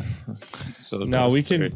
What we can do is, what's your worst sports moment, man? What is one moment where your team let you down, or you let your team down, or whatever? We're not going to change favorite sports moment, obviously, because everyone eventually comes up with one. But Ghost, what's your least favorite sports moment? This is the one that still pops into my head multiple times a year, and I'm not like sad about it anymore, but it was definitely the biggest letdown. We were in a basketball tournament where we got the lead in every game, but we had, like, I was player coach and we were just so undisciplined. So like you'd get away, like you'd just get a lead and then eventually like you couldn't keep it up for 4 quarters, and we'd always lose. And like, I think we beat this team earlier in the tournament, and then now we're playing for bronze medal, playing for 3rd, and then we're back up against this team, and we should have won. And then I can't remember if we got a steal or rebound or something, but we're down 1, and I literally go like coast to coast and get fouled at the whistle. And so the ref did something I'd never seen before, where he put me to the free throw line by myself because there was 0 seconds left. So I had 2 free throws to tie or win the game. and I missed the first one off the rim a bunch of times. Missed the second one, bounced all over the rim. Bro, yo, I was crying in the locker room. Some of my teammates were crying. And it's the one that comes That's up, like savage. if we're ever with like IB and everyone, like that's the one that they'll still chirp me for that. Like, but yeah, that one's haunting. But obviously it doesn't matter. But it still pops in my head once in a while. But it's the fucking ref's fault, man. Like he made it too intense by making everyone go sit down, and it was just me and him. He's like, "Take your time." Checks me the ball. I'm like, God. Oh, that's a crazy moment. I was trying to think of a personal one, but I can't really. I mean, my men's league team lost in the finals, the winter league, but it wasn't like in like crazy fashion or something. Just lost a close game. But I mean, Leafs Bruins game 7 a few years ago. We were up 4-1 going into the third period. Obviously, blow the lead, losing overtime. That's probably the lowest point of my sports fandom right there. So it's crazy because I watched that game too. That was awful. You were in Vancouver or something like that. Yeah, watching it at 16-11, and Ty James went out front and smashed the TV. I'm And sure he said, I saw alone. him recently, and he said that was when he stopped being a Leafs fan. That very game, he was done. Yeah, he's back. He's back. All right, that was a good question. Next up, we've got a voice note from Colton Labou. Let's take a listen. Keppas, Richie, Buntleman, how are we doing? I was just listening to last week's post office, and Waylon Petromol was asking about the biggest butt that Safe has ever witnessed. I'm not sure if he was saying bunt or butt, but my first thought was that he was talking about the Black Label Bunter. Either way, can we please just get a little recap on the history of the Black Label Bunter? Also, a couple days ago, I was going through the notes app on my phone. There was one from a few years ago that just said, Dono ordering Popeyes to the hospital was a sick play. I think that's back from when your son was born, Dono. Is that an annual tradition now, or was that just a once-off? Also, shout out Black TJ, the prince of the post office. Let's get another voice note in here. And can't forget, shout out Ants One behind the scenes. Dude, that might be one of the best voice notes we've ever heard. That's a real ass listener right there, calling Colton, us both by funny names. Goat, dude. Crazy because Waylon just dropped another one right before him. That's a lot of knowledge though, because I don't remember when I dropped that story about the voicemail that CIBC left me when they called me Kepis, and then obviously more recently Richie. So shouts to Colton on that. He wants a Black Label Bunter. Oh yeah. Yo, this is crazy timing. So I don't know if I told you this, but he actually lives down the street from me. On Mount Thailand, or no. Like he lives like maybe like 4 or 5 streets south, like before Gerard though. Oh, okay. He lives on a street just off Greenwood. So I actually have a sad update about him. I don't know if I mentioned this last time he came up, but he had a gnarly accident, and he like shattered his foot or his leg or something a few years ago, and he hasn't been able to, like, he has crutches now, like for life kind of thing. Oh. Yeah. I think it was a work accident too. It wasn't because he BMXs now, right? Or he was. But I can't believe we just got this voicemail today, because the other day I went to get a fucking chicken roti at my jerk chicken spot, and who do I see right in front with his crutches going to, I don't know where he was going, but he just passed by me the other day. But I really like him, man. Like I bump into him in the area, and I feel like he's mellowed out quite a bit since like the younger days where he always felt like he had to lie about fucking like 5-0 and Skydome 13 or something. Dude, so, I remember I 50-50'd the 6-stair rail at Dundas Square, and I was having trouble coming out of it, and he pulled up and was like, dude, you just gotta commit to it. And I was like, oh, imagine this motherfucker telling me to commit.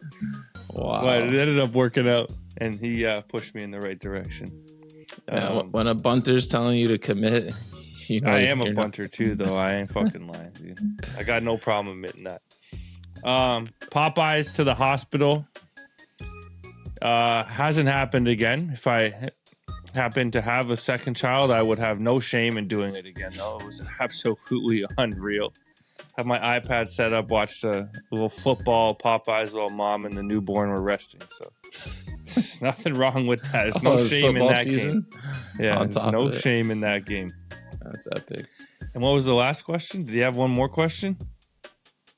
I can't remember. That was jam-packed. Yeah. Voice note of epicness. Thank you, Colton. Legend. Yeah, I wish we had like more funny recent Black Label Bunter updates, but like he stopped skating and of course, I swear he was like in the hospital for a year or something crazy, man. But that's really he's doing better, and like he's actually doing a lot better. He was just like got those like intense crutches that like attach here. Oh, really? Yeah. Yeah. Like, yeah, he got really fucked up. The first time we caught up, I was like, holy shit, dude. Yeah. But nice to see him moving around. Oh, shout out Black TJ. Yeah, it's almost the end of the season. Dog. It's almost the end of the season. That's usually when he blesses the post office. Truly one of the nicest guys in skateboarding, man. Real shit. All right. Next up, we got an email from Joe K. Safa Boot. Long-time listener, first-time caller. Just curious what's up with Safa's boot. Did you have ankle surgery or what's going on with your ankle? I had ligament reconstruction 2 months ago, and the waiting to skate again is killing me, so it would be nice to hear a fellow fallen soldier story. Can't wait to see you both kill it in the Bunt video. Peace, Joe. Hell yeah, brother. Damn, ligament reconstruction is the worst. I've had it once on each ankle, so wishing you a speedy recovery. Joe, just do your physio, you know what I'm saying? Stay hydrated, drink hella water, all that good stuff, and you'll be back in no time. And my update is thankfully I didn't need ligament reconstruction. That was like on the table for a minute, and I was happy my surgeon didn't think it was necessary. But I just got microfracture surgery, and he shaved some bone and just pulled it. It was like arthroscopic, so it was way less intense, and my timeline's supposed to be 3 months till I'm back, and it's been about a month and a half. So hopefully we'll both be back on the board soon and getting clips for the video with D Jones. But yeah, that's the update. So again, last time I'm mentioning it, all y'all fuckers in Australia chirping me for not switch smithing the rail. This is all from an injury that happened 5 weeks before Australia, and then I made it worse in Australia. But we'll be back. And Shane O'Neill, I'm gonna cook something up for you, blood. You get me? Yeah, I can't wait till he's healthy, man. All right, next up, we've got a voice note from Christopher Tobin. Let's take a listen. Yo, what's up, Bunt Gang? Coming at you from Montreux, Switzerland. Just moved here a couple months ago. Got a lot of time on my hands. Been re-listening to all the Bunt episodes, and it sparked an idea. I don't know if you guys have ever thought about this, but bringing back Live in the Streets. But just having like a homie. I mean, you guys got a good network now to reach out and kind of get like a little preview of a session that's going on, and just see what's good in the neighborhoods around the world. I feel like it could be a cool little segment for you guys. Yeah, give it a try. Peace.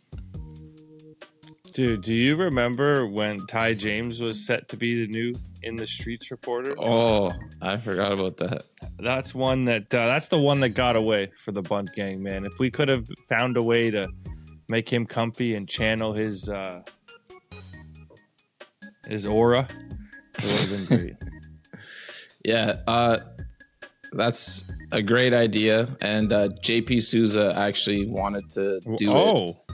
Because he was going to Tampa Pro, and he was like, yo, it'd be sick if we... And then we just kind of like forgot to follow through with it. I would be down with the JP Souza segment. He would be the best. So thanks for the reminder, Christopher. I think that's a great idea. And maybe we'll try and get JP on it for next season. But the cool thing is I feel like we got a few homies that could probably... Yeah, we could tap in. Yeah, we could tap in different cities, you know what I'm saying? Different sessions. But yes, maybe send us another reminder in the off season. I like that. Great idea. Next up, we got a long email from Mark. Yosef and Donald, long time, second time. Thanks for another 6th season and for doing what you do for the people. Really awesome to witness your growth over the years. Currently awaiting Furby's episode to listen on my Wednesday commute. He had a lot of influence on how I skate. Safe, I hope you're doing well, recovering, thank you, and getting back to skating soon. I appreciate you mentioning going back and watching old videos all the way through at the beginning of the season. I've done a good bit of that, and it helps me slow down and revisit some cool parts that I don't typically watch now that we're spoiled with access to single parts on YouTube. That has helped inspire this question. What are some full videos that defined, influenced, or pump you up to skate during different phases of your skate lives that were close to current during those times? Sorry. I'm gonna read that sentence again. What are some full videos that defined, influenced, or pumped you up to skate during different phases of your skate lives that were close to current during those times? I'm just a couple years younger than you guys, so it'll be cool to hear your answers. It's hard to narrow down, but here are mine. Middle school, Flip Story. High school, KO It's Official. Early 20s, Baker Has a Death Wish. Late 20s, Vans Propeller. Early 30s, Annie Bronzer Quasi video. This one was hard. Mid 30s, Glory, Legend of Dime. Currently residing in Vermont and taking the quick drive up to Montreal for the Dime Glory Challenge. Hope to meet you guys. Mark Rizakaza. Rizakaza. Epic name, epic email. Thank you, sir. Yeah. Our time frames might be off here, but essentially we're gonna give 6 influential videos. So middle school, what do you got? This is basically like when we started skating, right? Middle school is grade 7 and 8. But like maybe it was grade 6, but whatever. Yeah. Damn. For me, it was very simple. Fulfill the Dream and Misled Youth were the two, my 2 first videos, the 2 most important. Like, what a blessing to be started with those 2, man. Yeah, so the first ones I watched were Minic Maddie and Misled Youth, I'm pretty sure. But I don't remember which one was the first one that I watched a million times, you know. Mm-hmm. But I'll go with those 2, and those are timeless for sure. Mm-hmm. High school? Sorry. Like, I remember Rob Carley came to CF in grade 9, and he had the fucking yellow tape. I got to borrow that. Whew. Yeah, we'll go with Sorry for high school. Just to do something different than you, because I think after I had those 2 videos, I went to like the Medic Maddie era, but I'll say Dying to Live and maybe This Is Skateboarding. Yeah, Dying to Live for me too. My mom got me that one for Christmas. Early 20s. Now we're like kind of moving into our own direction, and it was Free Your Mind. It was all Rob Welsh. I feel like we're gonna be off because I know which ones I want to say, but I don't even know if I was 20 yet. Like, it might have been like 17, 18, 19, but whatever. Yeah. Watched I was gonna say Baker 3, but that was fuck. Actually, I have to change from Free Your Mind. It was definitely In Bloom. Yeah. In Bloom. I think we were younger, but crazy. Still, it was the second phase. Like, I remember by the time In Bloom came out, I still didn't know what that switch hard flip P-Rod did was. I didn't know what to call it, but yeah, I'll go Baker 3 for that. Okay. Early 30s. It's a big jump because we just went like really close together. Middle school, high school, early 20s. Oh no, late 20s is next. Fuck, bro, it's too hard on the spot to like. Yeah. Because this is also when you stop watching videos so damn much. Like him, I'll put some respect on the Dime videos. Like the first 3, cult classics. I don't know what age I was, but I'd say probably mid to late 20s. So let's go with the first 3 Dime videos. Bro, I'll go the North videos and Green Apple videos as like a conjunction. Yeah. Just Canada. like a time frame of like North. Such different videos, all 3 of those, but like all so. But they were like good.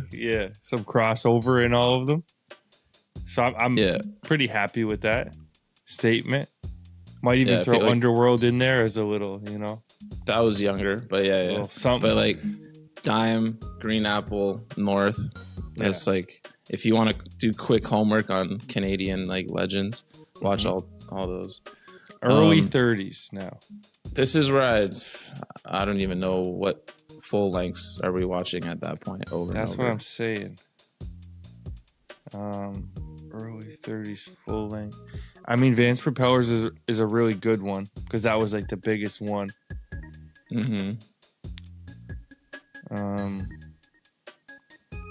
Shit, there's gotta be a good one though.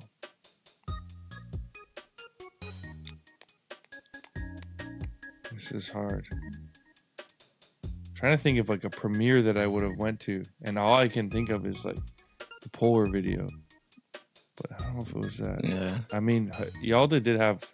I was really into Yalda at that point, so I'll go with the Polar video then. Okay, word. I'll just go with. I always like any of the primitive full lengths. And now mid 30s to current, basically. Yeah, bro, my brain's tapped out. We're killing too much time. We're on a time constraint this week. Let's get the. I'm just gonna say one. because I've actually the only video I've watched multiple times in the last years is Daniel Wheatley Soul Crusher. I genuinely go back to that video quite a bit. And now Bob CBC. That one's great shoutouts. They co-sign. Let's squeeze 2 more quick emails in here. Next up we have Martin Warner.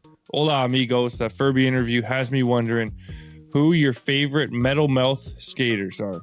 Louis Lopez is my favorite ripper with a tin grin. Jocelyn is a close second. Peace, Marty. This is fucking crazy. I can't believe he was wondering what ours were. That's the most random thing to be curious about. I don't even know who has braces other than Louis Lopez. Had them for a minute. Morgan Smith. Did he have braces? If he did, I feel like I could picture it, but yeah, maybe he didn't. I don't know. Wait, delete that, scratch that out. Whatever you got to do. Colin Passy is my favorite brace skater. Good one. I can't think of anyone else with braces, but shout out skating with braces. All right, one more.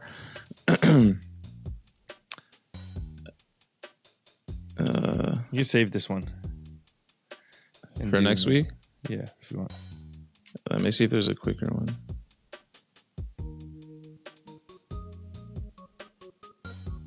Skate trick nicknames. There was one. Should we do that? That was long as hell. The one about the Sonics, or do that next week? Yeah, do that next week. I'll just read this one because it's not really a question, but it's kind of dope. All right, last email for the week coming in from Gregory Preston. What's good, boys? I wrote to the post office 1 year ago. I'm Marquise Preston's cousin. That's into hockey, if you remember. Loving the rundown every Wednesday. Oilers gonna take it home this year, baby. This, the revenge I've been waiting for since last June. When the Oilers lost last year, I said, fuck it, and bought a basketball at Target that night. Went to the court for the first time to blow off some steam, and come to find out, I'm low-key nice on the court. I'm sinking threes all day, even a half court for the LOLs. Been into NBA lately because of the pod. I really appreciate y'all for that. P.S. The homie Grant hooked me up with my first board at the same time. I got only slappies so far. Gonna get my vocab up this summer, Greg. Epic catch up on Greg's life. Didn't really have a question, but I just remember his email last year was the most random thing. Marquise Preston's cousin hollering after, because who do we have on that was caught us up on what Marquise was up to? I got no fucking clue, man. It was but Keelan. I just don't know, like, where's the relation between the Oilers losing and buying a basketball? So I don't know, but this email's so random that I loved it. Yeah. And now he's skating and like he's into basketball from the rundown. Like this guy's a certified G. So actually, you know what? I got a request for you, Gregory.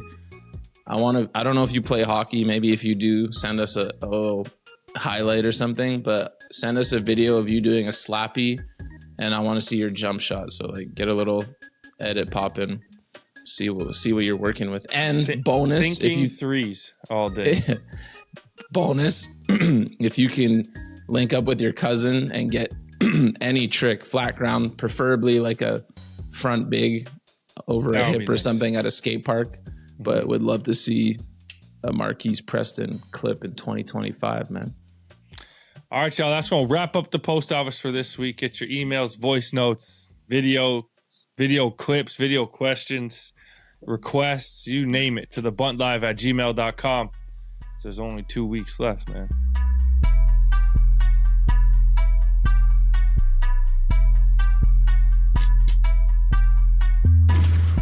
Welcome back to the Rundown, the Skateboard World Source for Sports.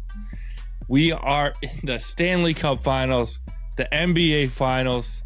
It is probably the biggest month of UFC all year. June, absolutely action-packed. Maybe one person out there has asked for some UFC updates, so we might hit that today. We'll start in the NBA. One game down, but what a game it was for those Pacer fans. I'm so annoyed because game 2 is about to kick off. I wish we could do it a little more current this week, but it'll give us an opportunity to have some nice predictions. But yeah, game 1, one of the wildest games I've seen in these. Actually, there's been so many insane games, and a lot of them are involving either the Knicks or the fucking Pacers. But I just want to start from the beginning. I was very disappointed in OKC. I did not like the move to change their starting lineup in game 1 of a series. When you're the best team in the NBA, they won 68 games in the regular season. They're up to 80 wins on the season. And you just say, oh, okay, we're going to go small because we're playing this small, quick team. Like, yo, impose. And then they got out-rebounded by 17, man. And Siakam, when both teams go small, Siakam's the biggest guy on the court. And He's got no problem. You see him getting that crazy offensive rebound and getting a layup to cut it to 1 or whatever it was at the time. Like, I hated that by OKC. And then the other thing I really didn't like was Shai Gilgeous came out so aggressive, but in a way that I didn't like. Because if you look at their box score, a lot of the other guys were not very involved. Chet Holmgren played like 23 minutes or something. He was 2 for 9. J-Dub had a subpar game. And yeah, Shai dropped 38. But yo, the team had like 13 assists. Like it was just, they got away from themselves. It was almost like the big stage was there, and Shai was like, I'm gonna establish that I'm finals MVP and I'm the man. And I remember I was like screaming at the TV in the first half at one point. They went down the court 3 times in a row.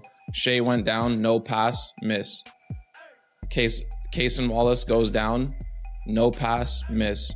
Chet goes down, no pass, miss. I'm like, yo, and they're still up by like 10 at this point, but there was so much opportunity to take that game from a 8 to 12 point game to a 20 point game and put them away.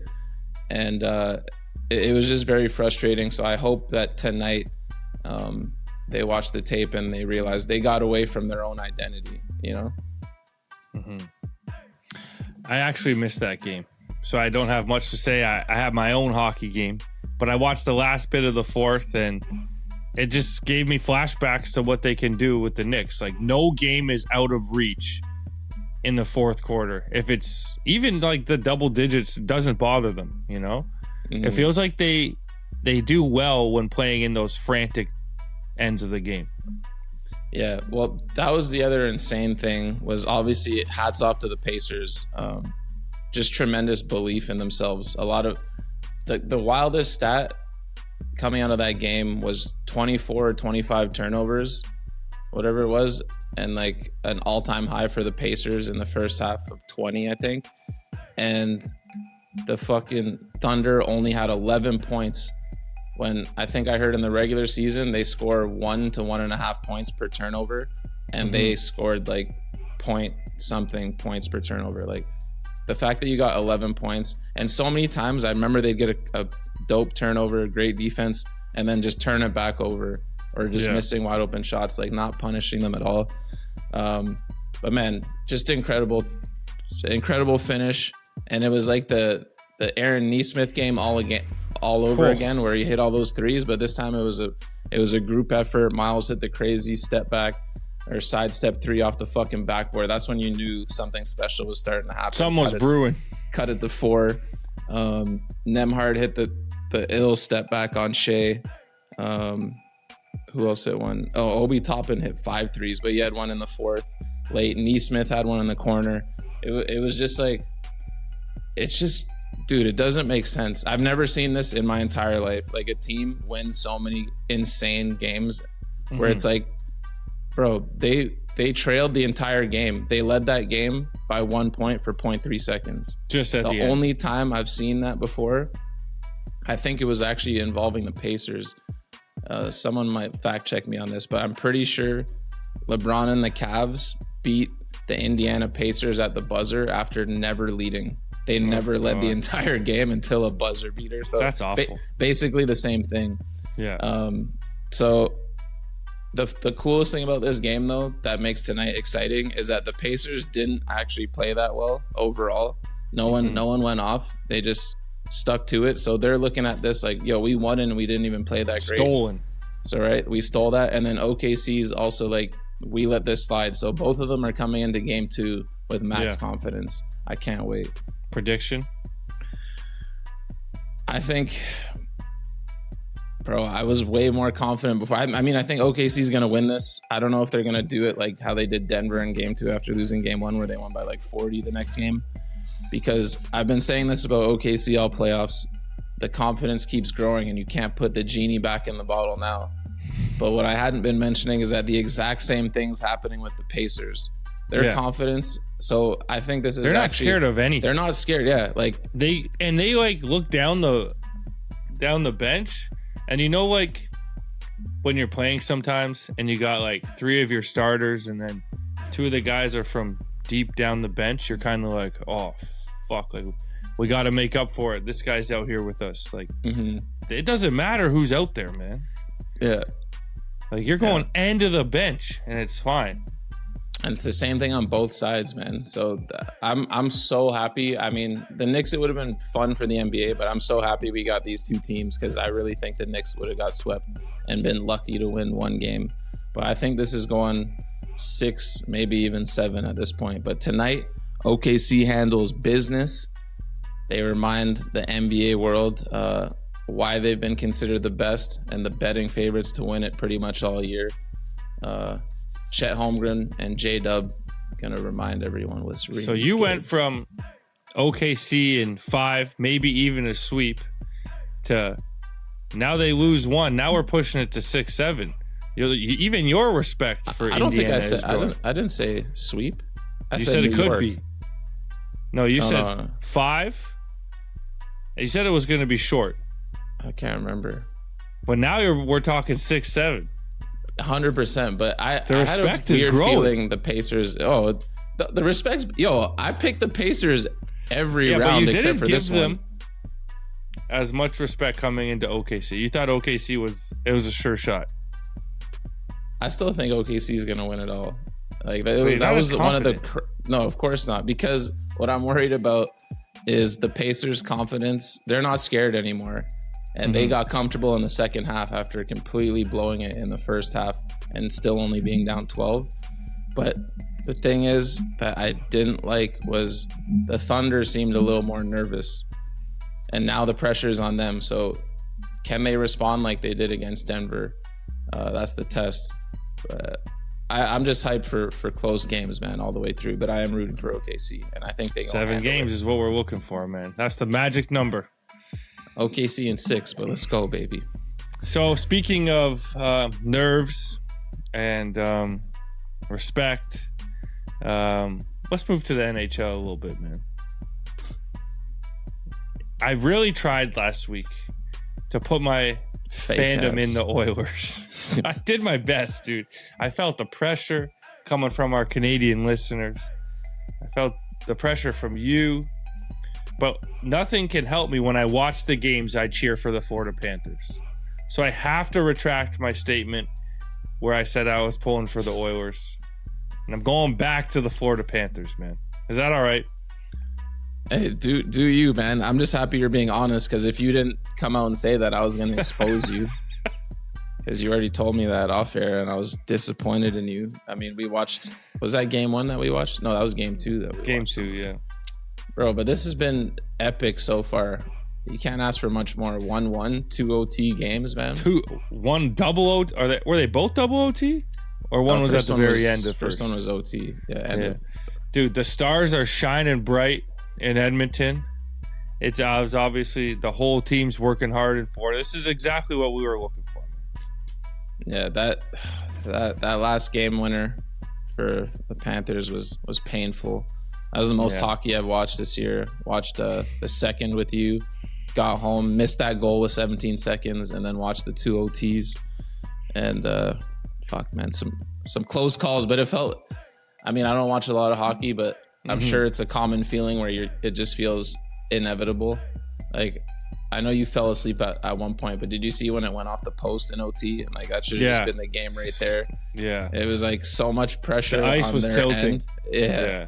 So when it finally happened, but it was annoying how it happened. Like, just fucking breakaway out of nowhere, just off. But it was even the breakaway. It wasn't like a clean. It was dirty, man. That shit just barely fucking. That's Brad Marchand to a T, man. But one thing you can tell, the hate is growing, and usually, and usually the Panthers are like by far the aggressor, but it seems like Edmonton is sick and tired of this shit, man. I'm proud of them for having this backbone. I won't be disappointed either way, but I just have to say, like, when I'm watching the game, I find myself pulling for the Panthers, which is why I had to call out Johnny Purcell on his awful Instagram post, doing anything he can for some engagement out here, man. Hey, did I tell you Johnny's pulling up tomorrow to the city? He's gonna stay with me for a week, so you could call him out to his face. But we know young Johnny loves trying to go viral with some hockey skate fucking content, man. That feels crazy. Yeah. Well, both series in full flight. NBA obviously going into game 2. NHL taking 2 days off. They're going down to Florida. We'll see. Game 3 is always a big one. But the UFC this past week, and I gotta shout out my boy Merab taking down Sugar Sean for the second straight time. You know, Sugar Sean in the first fight, he's smoking weed. He's on social media, dyeing his hair, doing all this. Merab made him change his life. Went sober, stopped jerking off, stopped dyeing his hair, changed his life, made himself a good man, and Merab beat him even better, man. So shout out to Merab, potentially the greatest bantamweight of all time. Wait. So the guy who changed up all that shit, he still got beat? Yeah, he was worse off, yeah. Got choked out in the 3rd round, bro. So hopefully he goes back to his old ways, or a mixture of whatever's going on. Get that dog back in him. Yeah. Watched the fight on Saturday night at the new local, Rosa Branca, the greatest sports bar in T-Dot right now, man. Yeah, that was a really dope spot. Next time I'm in the West End, catch a game. We got to get Beamer in there. That's the next move. If we get Beamer in Rosa Branca, real shit. Well, I'll be spending a lot of time there.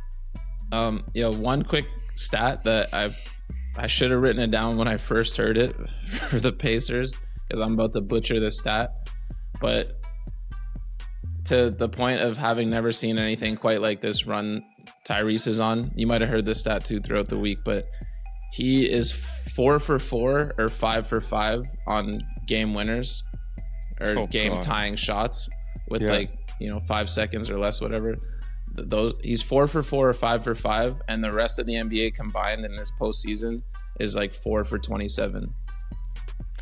Dude, you know what the crazy thing about him is? He doesn't need like a massive amount of shots.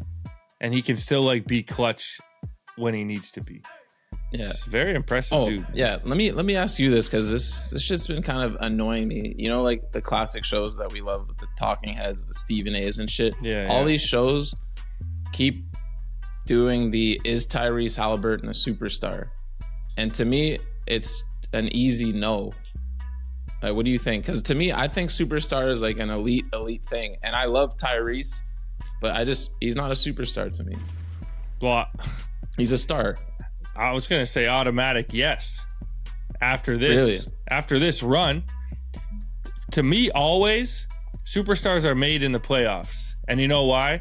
Because the real fans, even if their teams lose, they still watch every game, and as the teams get eliminated, you hone in more and more on who's left. And the spotlight's been on Halliburton for a long time. I thought they were gonna lose to Milwaukee. And then against Cleveland, I'm like, it's a sure shot. I'm not even watching it. And then I was forced to watch him against the Knicks and to see what he did to my Knicks. And now to win this game, like, this is where moments and superstars are made in the playoffs. And he's collecting them like they're fucking, like he's a Pokemon trainer, dude. I know, usually people do what he's been doing over like an 8-year span. But it was one of the most impressive playoff runs. And he's taking a page out of Anthony Edwards' book where he's going at the studs. Like going jaw to jaw with D. Lil. Like his dad fucking hopping in, going against Giannis. Like, and then the beatdown he laid on Cleveland. And then to go into MSG and have no problem. I think he's becoming a superstar. He's obviously been a star. And it seems like in the NBA is a complete changing of the guard as far as superstars are going, and he's definitely put his name in the hat for being one of the new ones. Yeah, so I agree with everything you said. I just think we just have slightly different versions of what a superstar is. It's not like I just think a superstar, it's like usually a who's your list older... of the top 5 new superstars? No, that's what I'm saying. I don't count new guys as superstars yet. Okay, so who's the top 5 superstars? Giannis, LeBron, Steph. Bro, they're all done, man. No, but that's what I'm saying. But they earn superstar status. No, listen, this is the difference. To me, superstar is not your current skill. It's not your current skill. It's the box office-ness with the resume. Bro, we're talking about the guys that draw eyes. Right now, you're talking about Tony Soprano and Junior. Like, those are the juniors of the world. I'm talking about the Tonys of the world, man. I know, but that's what I'm saying. Some of the guys, Steph is like, I'm talking the guys who have the best resumes and draw the most ratings are superstars. And like, I'll put Luka in there too as a younger superstar. But I'm saying Tyrese, like if Tyrese has 2 more good runs and he's like killing it for the next 2-3 years straight, then he can enter that conversation. But it also means he has to become more popular. That's not how I see a superstar, though. I see that's like great to the game, great for selling tickets, all this shit. But to me, I'm thinking, who's the best on the court right now? Yeah. See, that's SGA. I agree. Anthony Edwards to an extent. It's Jokic. There's not really anyone in the East. I guess you could say Tatum for lack of anyone else. Luka, and then Halliburton's putting his name in there right now. So yeah, I fully agree. I just the only difference is that my top 5 players and top 5 superstars is completely different. You get what I'm saying? Like, I'm just talking about the box office-ness and all that is part of it. Versus like my top 5 players, LeBron and those dudes ain't in there. Steph, unfortunately, ain't in there anymore. I'm a superstar is talent and game right now. So a little bit different. We just varying opinions. Yeah. All right, y'all. That's gonna wrap up. Last thing. You've done this for 4 weeks, man. Because do you remember how we ended it last week? There's been an update. How did we end it? I brought up football real quick and I said I'm counting down the days. Oh, he's here. I get, and then of course, bro, I had 3, 4, 5 days, and then they slapped me in the face the other day. It's just a sad move, dude. It's just so unnecessary. I would like. These are the ones where as a real fan, you know, you can't be happy about this. Looking to the future, I want some accountability for whoever signed this contract to come out and give the reasoning. It's because you want to win 8 games? Is that it? You want one wild card game again? And the Ravens going to come in or you're going to have to go to Baltimore and get rinsed, and everyone's like, Omar's coming for your ass. Again, R.I.P. to Omar, but that's what's going to happen. Lamar's going to pull the shoddy out the trench jacket, the trench coat, and fucking done Rodgers off, man.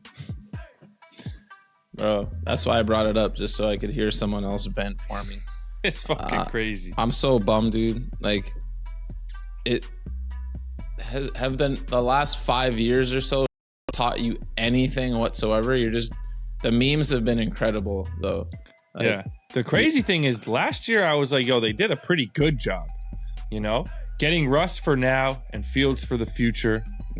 And they're like, yo, fuck the future. We're bringing in Rodgers. Didn't you see what he did with the Jets?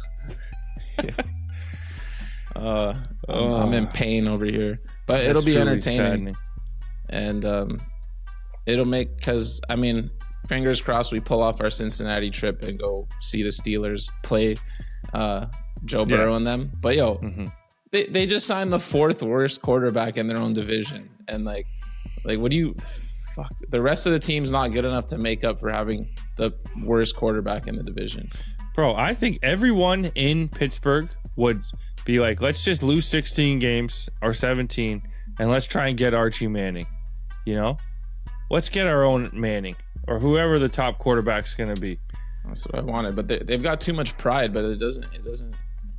Like, what are you going to just fucking suck for 10 years straight? Wait. Sorry, I said the 4th worst.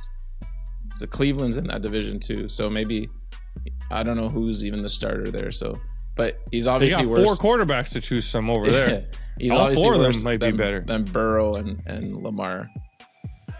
That's the other thing, is that I mean, we have to go, but if there was like a chance to win with a mediocre team, that's fine. But you have 2 like perennial MVP candidates atop the division, like 2 of the best in the league.